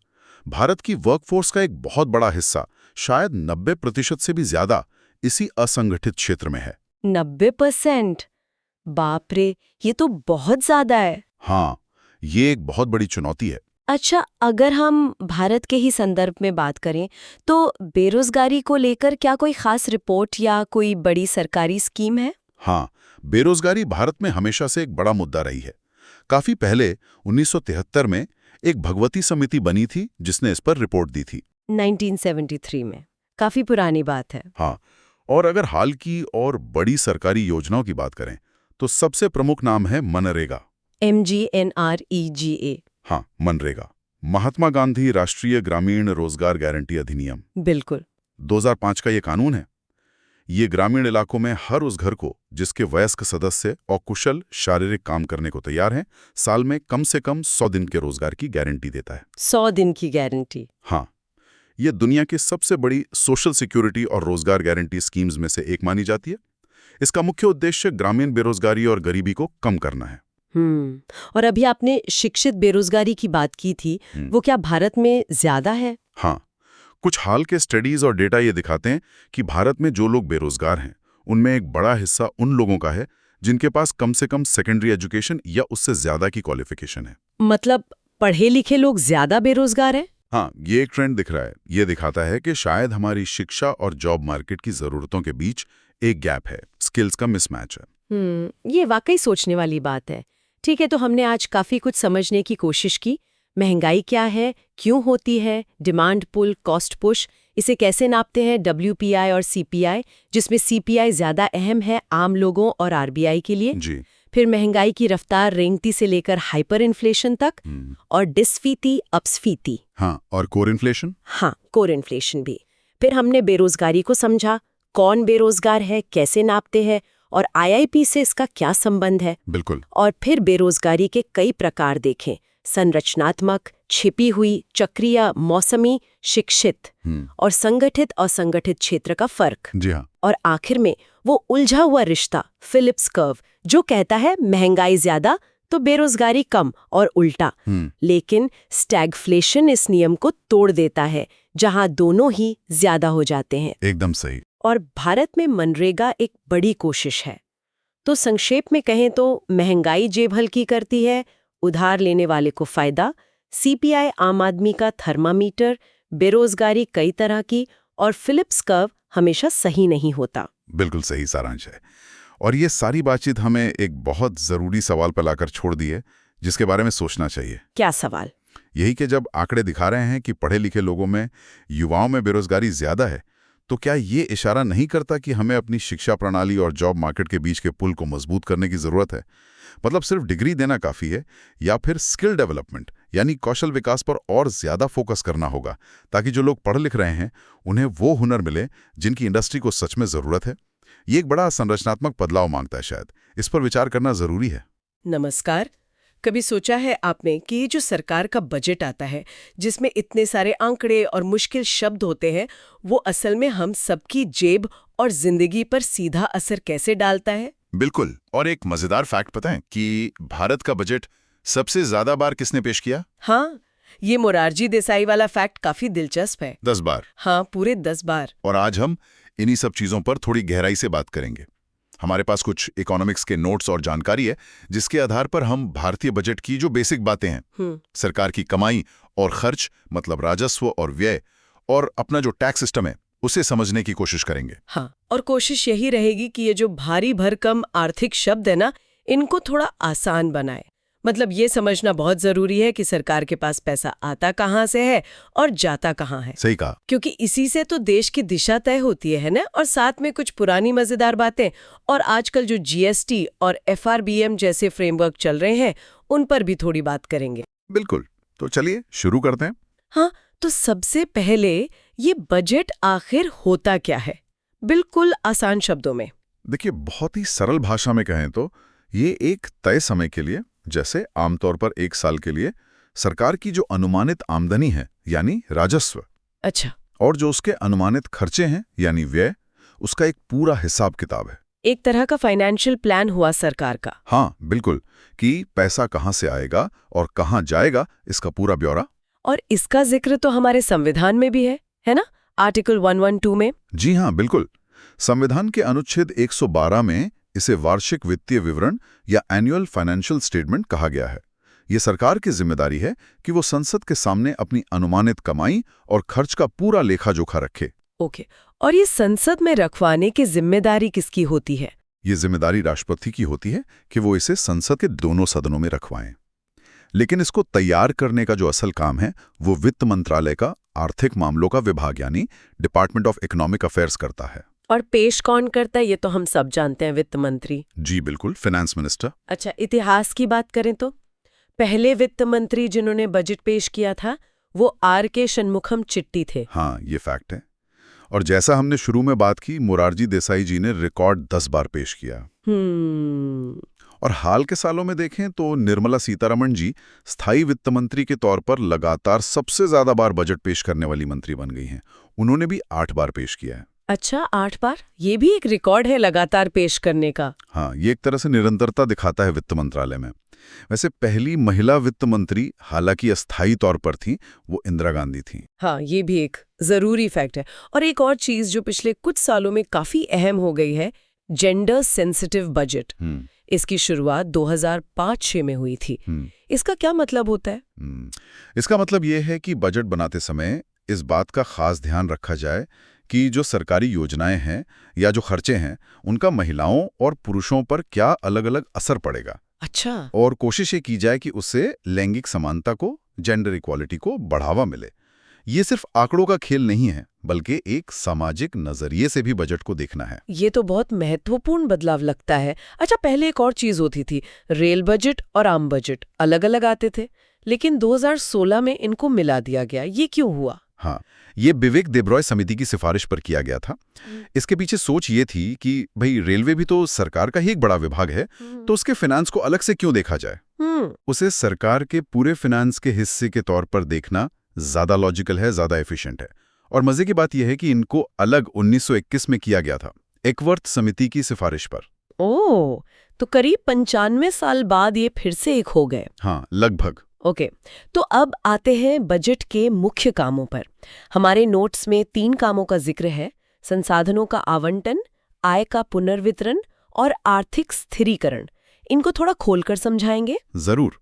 देखिए, आवंटन मतलब एलोकेशन फंक्शन, ये तय करना कि पैसा किस किस चीज में लगेगा। सड़कें बनेंगी, स्कूल बनेंगे, डिफेंस पर खर्च होगा, कहाँ कितना जाएगा। ठीक है। दूसरा, पुनर्वितरण, रीडिस्ट्रीब्यूशन फंक्शन, मतलब जैसे अमीरों पर ज्यादा टैक्स लगाया और उस पैसे से गरीबों के लिए योजनाएं चलाईं, ताकि आय की जो असमानता है वो थोड़ी कम हो सके। मतलब इनकम गैप कम करना। हाँ, और तीसरा है आर्थिक स्थिरीकरण, स्टेबलाइजेशन फंक्शन, मतलब ये देखना कि अर्थव्यवस्था में बहुत ज्यादा उतार चढ़ाव ना आए, महंगाई काबू में रहे, ग्रोथ रेट ठीक ठाक चलती रहे। इन सब के लिए बजट में उपाय करना। तो बजट इन तीनों कामों को साधने का एक टूल है सरकार के लिए। बिल्कुल सही। अब बजट के अंदर क्या क्या होता है? नोट्स में 2 हिस्सों की बात है, राजस्व बजट और पूंजीगत बजट। हाँ, रेवेन्यू बजट और कैपिटल बजट। हाँ, इसे आप ऐसे समझ सकते हैं जैसे घर का बजट होता है ना। तो राजस्व बजट, रेवेन्यू बजट, आपकी रोज की कमाई जैसे सैलरी और रोज के खर्चे जैसे किराना, बिजली का बिल, वैसा है। इसमें सरकार की नियमित आमदनी, रेवेन्यू रिसीट्स, और नियमित खर्चे, रेवेन्यू एक्सपेंडिचर आते हैं। अच्छा, डे टू डे वाले। हाँ। और पूंजीगत बजट, कैपिटल बजट? हाँ, से आपने घर खरीदा या बेचा या कोई बड़ा लोन लिया या चुकाया, इसमें सरकार की वो आमदनी, कैपिटल रिसीट्स, और वो खर्चे, कैपिटल एक्सपेंडिचर आते हैं, जिनसे सरकार की संपत्ति, एसेट्स, या उसकी देनदारी, लायबिलिटीज में कोई बदलाव आता है। ओके, संपत्ति और देनदारी, इनको थोड़ा और साफ कर दें प्लीज, आम भाषा में। जरूर। संपत्ति यानी एसेट वो कोई भी चीज है जिसका कोई आर्थिक मूल्य है और वो आपके पास है, जैसे सोना, जमीन जायदाद, या मान लीजिए सरकार की किसी कंपनी में हिस्सेदारी, ये सब संपत्ति है। ठीक है। और देनदारी, लायबिलिटी, वो है जिसके लिए आप जिम्मेदार हैं, जो आपको चुकाना है, जैसे कोई कर्ज, कोई लोन। समझ गई। तो अब सरकार की आमदनी यानी प्राप्तियों पर आते हैं। पहले राजस्व प्राप्तियां, रेवेन्यू रिसीट्स, इनकी क्या खासियत है? इनकी सबसे बड़ी खासियत जो याद रखनी है वो ये है कि इनसे न तो सरकार की कोई संपत्ति कम होती है और न ही कोई देनदारी बढ़ती है। अच्छा। ये एक तरह से सरकार की वो कमाई है जिसे उसे वापस नहीं करना होता। ये नॉन रिडीमेबल होती हैं। ओके। और इसके सोर्स क्या है? इसके 2 मुख्य सोर्स हैं। पहला, टैक्स राजस्व, यानी जो भी पैसा टैक्स से आता है, जैसे income tax, GST, corporate tax वगैरह। और दूसरा है गैर कर राजस्व। गैर कर राजस्व, इसमें क्या आता है? टैक्स के अलावा और कहाँ से कमाती है सरकार? इसमें कई चीजें आती हैं, जैसे जो सरकारी कंपनियां हैं, PSUs, उनका जो मुनाफा होता है। सरकार ने अगर किसी को लोन दिया है तो उस पर जो ब्याज मिलता है। अच्छा। रिजर्व बैंक से सरकार को डिविडेंड मिलता है, या मान लीजिए स्पेक्ट्रम की नीलामी हुई, उससे जो पैसा आया, या फिर छोटी मोटी चीजें जैसे फीस, ट्रैफिक चालान के जुर्माने, ये सब सरकार की आमदनी है, पर ये टैक्स नहीं है। ओके, क्लियर है। अब आते हैं पूंजीगत प्राप्तियों पर, कैपिटल रिसीट्स पर। ये राजस्व प्राप्तियों से अलग कैसे हैं? जैसा हमने पहले कहा, पूंजीगत प्राप्तियां वो होती हैं जिनसे या तो सरकार की कोई संपत्ति कम हो जाती है, या फिर उसकी देनदारी बढ़ जाती है। उदाहरण? संपत्ति कम होने वाला सबसे आम उदाहरण है विनिवेश, यानी डिसइन्वेस्टमेंट। जब सरकार किसी सरकारी कंपनी में अपनी हिस्सेदारी बेच देती है तो उसकी संपत्ति हिस्सेदारी कम हो गई, लेकिन उसके पास पैसा आ गया। ये पूंजीगत प्राप्ति है। ठीक है। और देनदारी बढ़ने वाला उदाहरण? इसका सबसे बड़ा उदाहरण है उधार लेना, बोरोइंग। जब सरकार बाजार से या रिजर्व बैंक से या विदेशों से कर्ज लेती है तो पैसा तो आता है सरकार के पास, लेकिन साथ ही साथ उसकी देनदारी भी बढ़ जाती है। ये भी पूंजीगत प्राप्ति है। अच्छा, तो कर्ज लेना भी सरकार की प्राप्ति है, लेकिन ये पूंजीगत प्राप्ति है। हाँ, क्योंकि इससे देनदारी बढ़ रही है। ये प्राप्तियां अक्सर बड़ी रकम की होती हैं, लेकिन ये रोजमर्रा की नहीं होती, कम होती हैं। ये उधार वाली बात जरूर ध्यान में रखनी पड़ेगी। लगता है ये आगे घाटों को समझने में काम आएगी। बिल्कुल। वो खर्चे हैं जिनसे ना तो सरकार की कोई नई संपत्ति बनती है और न ही कोई पुरानी देनदारी कम होती है। अच्छा, ये प्राप्तियों का उल्टा हुआ। हाँ, एक तरह से ये सरकार को चलाने के रोजमर्रा के जरूरी खर्चे हैं, जैसे सरकारी कर्मचारियों की तनख्वाह और पेंशन देना, सब्सिडी देना, जैसे गैस सिलेंडर पर या खाद पर सब्सिडी मिलती है, सरकार ने जो पुराने कर्ज लिए हुए हैं उनका ब्याज चुकाना, इंटरेस्ट पेमेंट, और जो मौजूदा इंफ्रास्ट्रक्चर है जैसे सड़कें, सरकारी इमारतें, उनकी मरम्मत, रखरखाव करना, ये सब राजस्व व्यय है। और हमारे नोट्स ये भी बताते हैं कि राजस्व व्यय ही सरकार के कुल खर्च का सबसे बड़ा हिस्सा होता है। बिल्कुल सही।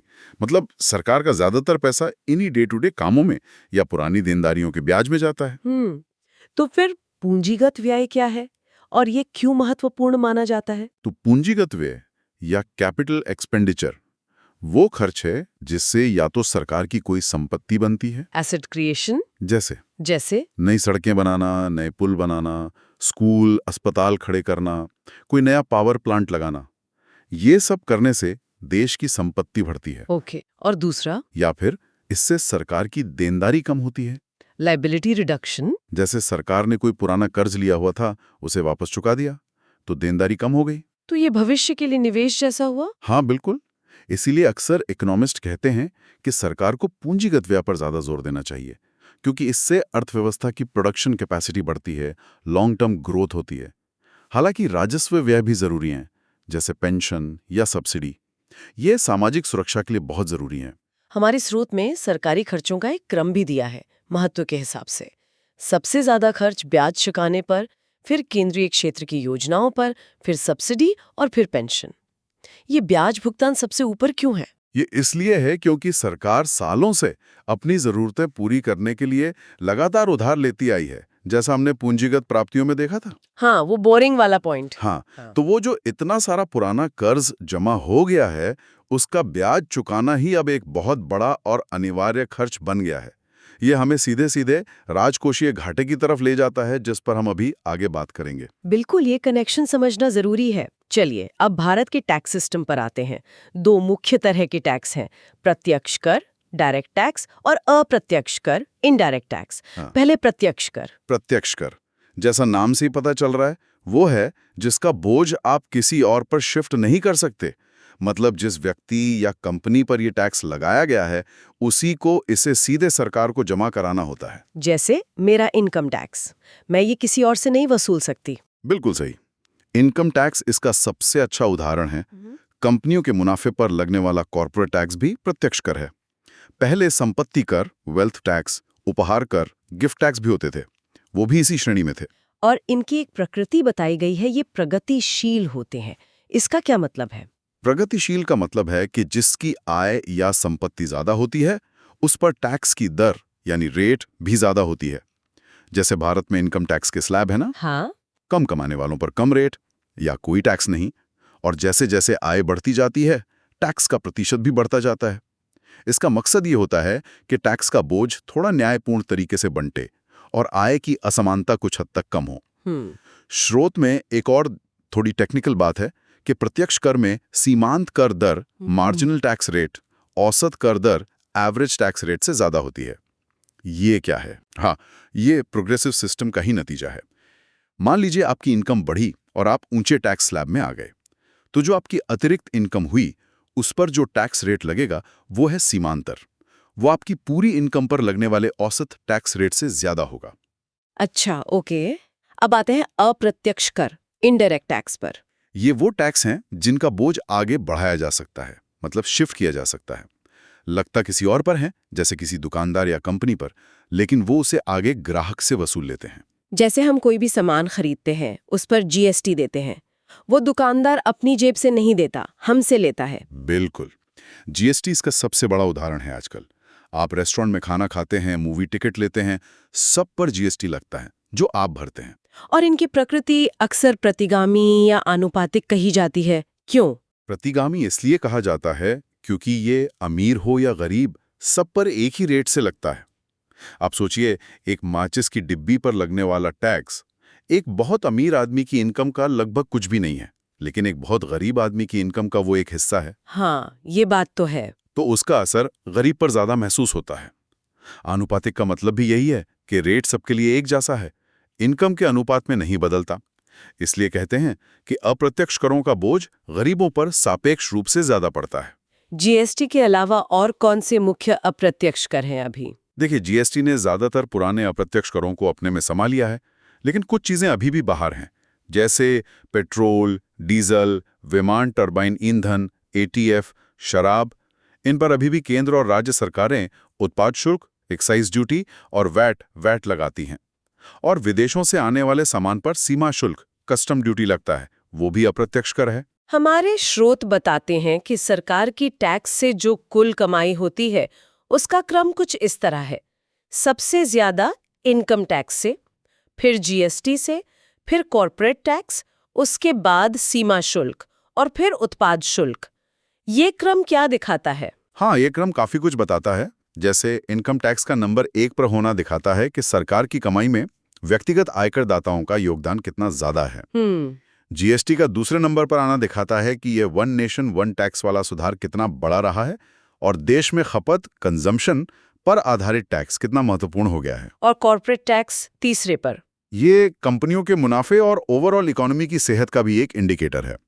सीमा शुल्क और उत्पाद शुल्क अब थोड़े पीछे हैं, खासकर जीएसटी आने के बाद। स्रोत में कागजी कर, पेपर टैक्स का भी जिक्र है, जैसे संपत्ति कर या उपहार कर, जो अब ज्यादातर हट गए हैं। इनसे कलेक्शन कम क्यों था? इसके कई कारण हो सकते हैं।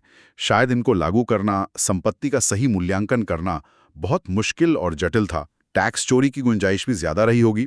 इसलिए भले ही कागज पर ये टैक्स थे, पर असल में इनसे सरकार को उतनी कमाई नहीं हो पाती थी। चलिए अब एक और दिलचस्प कॉन्सेप्ट पर आते हैं, लाफा वक्र, लाफा कर्व। ये क्या चीज है? ये बड़ा ही रोचक, हालांकि सैद्धांतिक विचार है। इसे आर्थर लाफर नाम के अर्थशास्त्री ने लोकप्रिय बनाया था। ये टैक्स की दर, टैक्स रेट और सरकार को उससे मिलने वाले कुल टैक्स राजस्व, टैक्स रेवेन्यू के बीच एक रिश्ते को दिखाता है। कैसा रिश्ता? इसे अक्सर एक घंटी के आकार के वक्र, मतलब बेल शेप कर्व से दर्शाया जाता है। इसका मतलब यह है कि अगर टैक्स रेट 0 है तो जाहिर है सरकार को कोई राजस्व नहीं मिलेगा। हाँ। जैसे जैसे सरकार टैक्स रेट बढ़ाती है, राजस्व भी बढ़ता जाता है। लेकिन लाफर का कहना था कि एक पॉइंट ऐसा आता है जिसे वक्र का पीक या शिखर कह सकते हैं। उसके बाद अगर टैक्स रेट और ज्यादा बढ़ाई जाए तो कुल टैक्स राजस्व बढ़ने की बजाय घटने लगता है। घटने लगता है? क्यों? क्योंकि बहुत ज्यादा टैक्स रेट होने पर लोग टैक्स बचाने के लिए ज्यादा तिगड़म करने लगते हैं या फिर काम करने या निवेश करने से हतोत्साहित हो सकते हैं। सोचते हैं कि भाई ज्यादा कमाने का क्या फायदा, ज्यादातर तो टैक्स में ही चला जाएगा। तो इकोनॉमिक एक्टिविटी कम हो सकती है, जिससे टैक्स कलेक्शन भी कम हो जाता है। मतलब हमेशा टैक्स रेट बढ़ाने से सरकार की कमाई बढ़े, ये जरूरी नहीं? लाफर वक्र के अनुसार तो नहीं। एक इष्टतम ऑप्टिमल टैक्स रेट होता है जहां सरकार को सबसे ज्यादा राजस्व मिलता है। उससे ज्यादा या उससे कम रेट पर राजस्व कम होगा। हालांकि ये इष्टतम रेट क्या है, ये पता लगाना बहुत मुश्किल है और ये हर अर्थव्यवस्था के लिए अलग अलग होता है। वाकई दिलचस्प। ये तो टैक्स पॉलिसी बनाने वालों के लिए सोचने वाली बात है। बिल्कुल। अब आते हैं बजट के घाटों, डेफिसिट्स और राजकोषीय प्रबंधन, फिस्कल मैनेजमेंट पर। घाटा क्या होता है? ये तो खैर नाम से ही पता चल रहा है। हाँ, बहुत सीधा है। जब सरकार का कुल खर्च, टोटल एक्सपेंडिचर, उसकी कुल आमदनी, टोटल रिसीट्स से ज्यादा हो जाए तो उसे घाटा कहते हैं। और अगर आमदनी ज्यादा हो खर्च से तो उसे अधिशेष कहते हैं। और अगर दोनों बराबर हों तो वो संतुलित बजट, बैलेंस बजट कहलाता है। एक अंतरिम बजट भी होता है, उसका भी जिक्र है। हाँ, वो अक्सर तब पेश किया जाता है जब देश में आम चुनाव होने वाले हों, क्योंकि पता नहीं होता कि अगली सरकार किसकी बनेगी। तो मौजूदा सरकार पूरे साल का बजट पेश करने की बजाय सिर्फ कुछ महीनों के जरूरी खर्चों के लिए संसद से मंजूरी ले लेती है। इसे वोट ऑन अकाउंट भी कहते हैं। ठीक है। अब ये जो घाटे हैं, इनके अलग अलग प्रकार हैं। स्रोत में कुछ सूत्र दिए हैं। पहला है बजटीय घाटा, बजटरी डेफिसिट। इसका सूत्र दिया है कुल व्यय कुल प्राप्तियां इज इक्वल टू 0। ये थोड़ा अजीब नहीं लग रहा? 0? हाँ, ये स्रोत में इसी तरह से लिखा हुआ है। देखिए, आमतौर पर बजटीय घाटा कुल खर्च और कुल प्राप्तियों के अंतर को ही कहा जाता है। स्रोत में इसे शून्य लिखने का शायद ये मतलब हो कि सैद्धांतिक रूप से सरकार को अपनी प्राप्तियों के अंदर ही खर्च करना चाहिए, या ये किसी पुरानी परिभाषा का जिक्र हो सकता है जिसे अब फॉलो नहीं किया जाता। हमें बस ये ध्यान रखना है कि स्रोत इसे शून्य बताता है, जबकि व्यवहार में ये अंतर होता है। ओके। अगला और जो ज्यादा महत्वपूर्ण लगता है वो है राजस्व घाटा, रेवेन्यू डेफिसिट। सूत्र है राजस्व व्यय राजस्व प्राप्तियां। इसका क्या मतलब है और ये क्यों चिंता की बात हो सकती है? ये बहुत ही महत्वपूर्ण संकेतक है। याद कीजिए, राजस्व व्यय क्या थे? रोजमर्रा के खर्चे, तनख्वाह, पेंशन, ब्याज, सब्सिडी। और राजस्व प्राप्तियां थीं रोज की कमाई, जैसे टैक्स और गैर टैक्स रेवेन्यू। अगर राजस्व घाटा है, यानी रेवेन्यू डेफिसिट है, तो इसका सीधा मतलब ये है कि सरकार अपनी रोज की कमाई से अपने रोज के अनिवार्य खर्चे भी पूरे नहीं कर पा रही है। ओह, मतलब डे टू डे के खर्चों के लिए भी उधार लेना पड़ रहा है। हाँ, बिल्कुल। ये एक अच्छी वित्तीय स्थिति का संकेत नहीं माना जाता। ठीक है। फिर आता है वो शब्द जो हम सबसे ज्यादा सुनते हैं, राजकोषीय घाटा, फिस्कल डेफिसिट। इसका सूत्र दिया है कुल व्यय कुल प्राप्तियां उधार वाली पूंजीगत प्राप्तियां, या इसे ऐसे भी कह सकते हैं कुल व्यय राजस्व प्राप्ति प्लस बिना उधार वाली पूंजीगत प्राप्ति। ये क्या है? बिल्कुल, राजकोषीय घाटा शायद सबसे महत्वपूर्ण घाटा है जिसे ट्रैक किया जाता है। ये सीधे सीधे ये बताता है कि सरकार को अपने सारे खर्चे पूरे करने के लिए उस एक साल में कुल कितना उधार, बोरोइंग लेना पड़ेगा। अच्छा, तो ये सीधी उधार की जरूरत बताता है। हाँ, याद है हमने पूंजीगत प्राप्तियों में उधार की बात की थी। राजकोषीय घाटा मूल रूप से सरकार की उस साल की कुल उधारी की जरूरत, टोटल बोरोइंग रिक्वायरमेंट को दिखाता है। इसे अक्सर जीडीपी के प्रतिशत के रूप में बताया जाता है, जैसे फिस्कल डेफिसिट जीडीपी का 4% है या 5% है। तो जब हम न्यूज में सुनते हैं कि फिस्कल डेफिसिट टारगेट इतना है, उसका मतलब सरकार अपनी उधारी को कंट्रोल करने की कोशिश कर रही है। बिल्कुल। ये दिखाता है कि सरकार अपनी आमदनी से कितना ज्यादा खर्च कर रही है और उस गैप को भरने के लिए कितना नया कर्ज ले रही है। इसके बाद है प्राइमरी डेफिसिट। सूत्र है राजकोषीय घाटा ब्याज भुगतान। ये क्या अलग बताता है? ये भी एक जरूरी आंकड़ा है। ये दिखाता है कि अगर हम इस साल के कुल राजकोषीय घाटे यानी कुल उधारी में से वो हिस्सा निकाल दें जो सिर्फ पुराने कर्जों का ब्याज चुकाने में जा रहा है, तो बाकी कितना घाटा बचता है? इससे ये पता चलता है कि सरकार ब्याज के बोझ को हटाकर अपने मौजूदा साल के खर्चों के लिए कितना नया उधार ले रही है। अगर प्राथमिक घाटा कम है या शून्य है, तो इसका मतलब है कि सरकार कम से कम नए खर्चों के लिए ज्यादा उधार नहीं ले रही, ज्यादातर उधार पुराने ब्याज चुकाने में जा रहा है। ओके। और एक और है प्रभावी राजस्व घाटा, इफेक्टिव रेवेन्यू डेफिसिट। ये क्या है? हाँ, इसका सूत्र है राजस्व घाटा विकासात्मक उद्देश्यों के लिए दिए गए अनुदान। हाँ, ये राजस्व घाटे का ही एक तरह से सुधरा हुआ रूप है। देखिए, सरकार राज्यों को कई तरह के अनुदान देती है जो सरकार के खाते में राजस्व व्यय में गिने जाते हैं। ठीक है। लेकिन अगर उन अनुदानों का इस्तेमाल राज्य सरकारें कोई संपत्ति बनाने में करती हैं, जैसे कोई स्कूल बना दिया या सड़क बना दी, तो वो खर्च असल में तो पूंजीगत प्रकृति का हो गया, भले ही वो अनुदान के रूप में दिया गया हो। अच्छा। तो प्रभावी राजस्व घाटा क्या करता है? ये ऐसे अनुदानों को जो संपत्ति बनाने में खर्च हुए उनको राजस्व घाटे से घटा देता है। इससे राजस्व घाटे की थोड़ी ज्यादा सही तस्वीर मिलती है कि असल में उपभोग पर कितना खर्च हो रहा है। ये सारे घाटे समझना वाकई जरूरी है, तभी हम सरकार की फाइनेंशियल हेल्थ को ठीक से समझ सकते हैं। बिल्कुल। अब जरा जीएसटी पर वापस आते हैं। हम सब जानते हैं कि ये लागू हुआ, पर ये कब और कैसे आया था? जीएसटी यानी वस्तु एवं सेवा कर, गुड्स एंड सर्विसेज टैक्स, ये भारत में 1 जुलाई 2017 से लागू हुआ था। हाँ, तारीख याद है। और ये लाया गया था 101वें संविधान संशोधन अधिनियम के जरिए। इसका मेन मकसद था कि देश भर में जो अलग अलग तरह के बहुत सारे इनडायरेक्ट टैक्स लगते थे, जैसे VAT, service tax, excise duty, entry tax, octroi वगैरह, उन सबको खत्म करके एक सिंगल यूनिफाइड टैक्स सिस्टम बनाया जाए। एक राष्ट्र एक कर वाला आइडिया। हाँ, वही। और असम पहला राज्य था जिसने इस संविधान संशोधन की पुष्टि की थी। और इसके लिए एक जीएसटी परिषद भी बनाई गई है। जी हाँ, ये बहुत महत्वपूर्ण है। ये एक संवैधानिक संस्था है जिसे संविधान के अनुच्छेद 779A के तहत बनाया गया है। इसमें केंद्र सरकार और सभी राज्यों और केंद्र शासित प्रदेशों के वित्त मंत्री या उनके प्रतिनिधि सदस्य होते हैं। कुल कितने सदस्य होते हैं इसमें? इसमें कुल 33 सदस्य होते हैं, 2 केंद्र से और 31 राज्यों और केंद्र शासित प्रदेशों जिनकी विधानसभा है।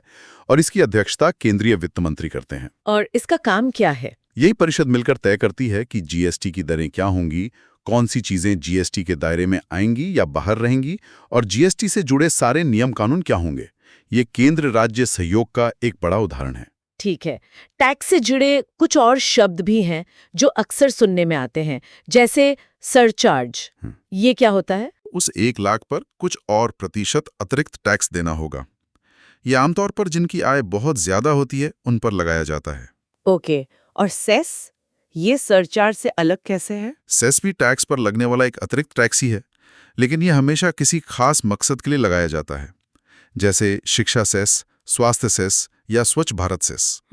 और इससे जो भी पैसा इकट्ठा होता है वो उसी खास काम पर ही खर्च किया जाना चाहिए जिसके लिए वो लगाया गया है।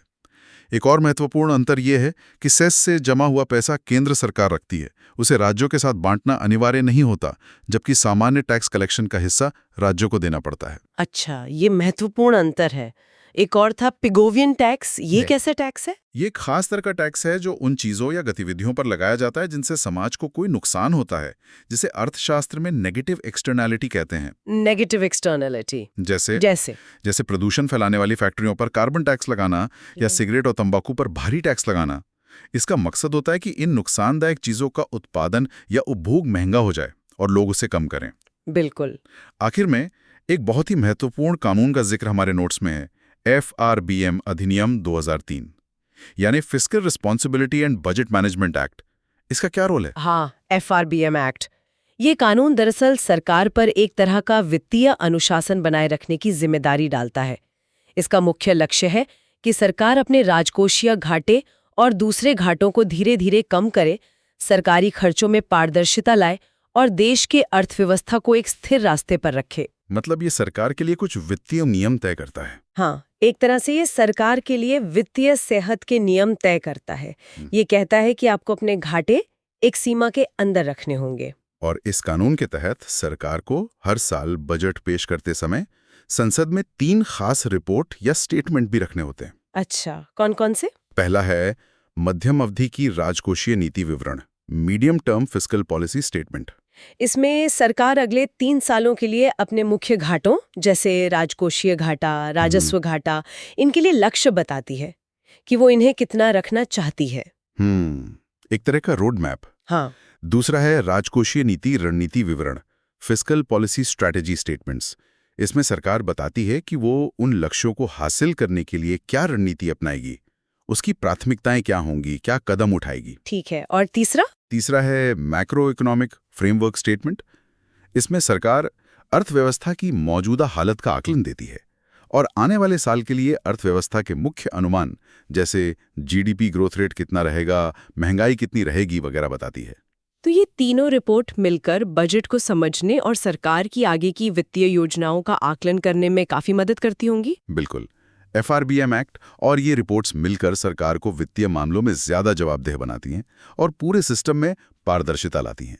ये निवेशकों के लिए, रेटिंग एजेंसियों के लिए और हम सबके लिए भी सरकार की मंशा और दिशा समझने के लिए बहुत महत्वपूर्ण दस्तावेज होते हैं। तो कुल मिलाकर देखें तो बजट वाकई सिर्फ कुछ आंकड़ों का खेल नहीं है।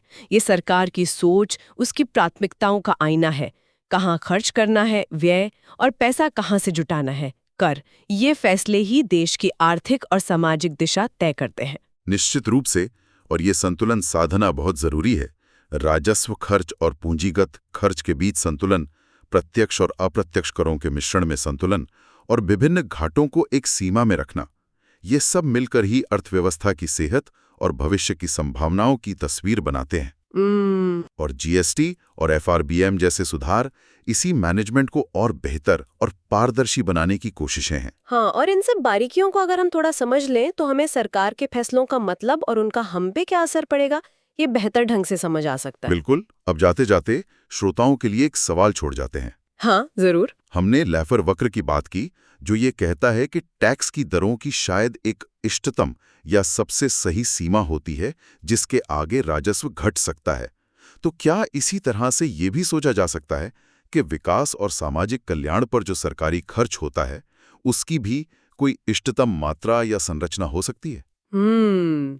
मतलब क्या खर्च की भी कोई लिमिट है जिसके आगे फायदे कम और नुकसान ज्यादा होने लगें? समस्याएं जैसे अकुशलता बढ़ जाए या कर्ज का बोझ बहुत ज्यादा हो जाए, वो बढ़ने लगे। ये वाकई सोचने वाली बात है कि खर्च कितना हो और सबसे जरूरी कहाँ हो, उसका सबसे असरदार तरीका क्या है। इस सवाल पर विचार करने से शायद हमें सरकारी नीतियों को और गहराई से समझने में मदद मिले। बिल्कुल। बहुत बहुत धन्यवाद आपका इस पूरे चर्चा के लिए। काफी सरल तरीके से आपने समझाया। उम्मीद है हमारे श्रोताओं को भारतीय बजट और टैक्स सिस्टम की ये यात्रा ज्ञानवर्धक और दिलचस्प लगी होगी। धन्यवाद।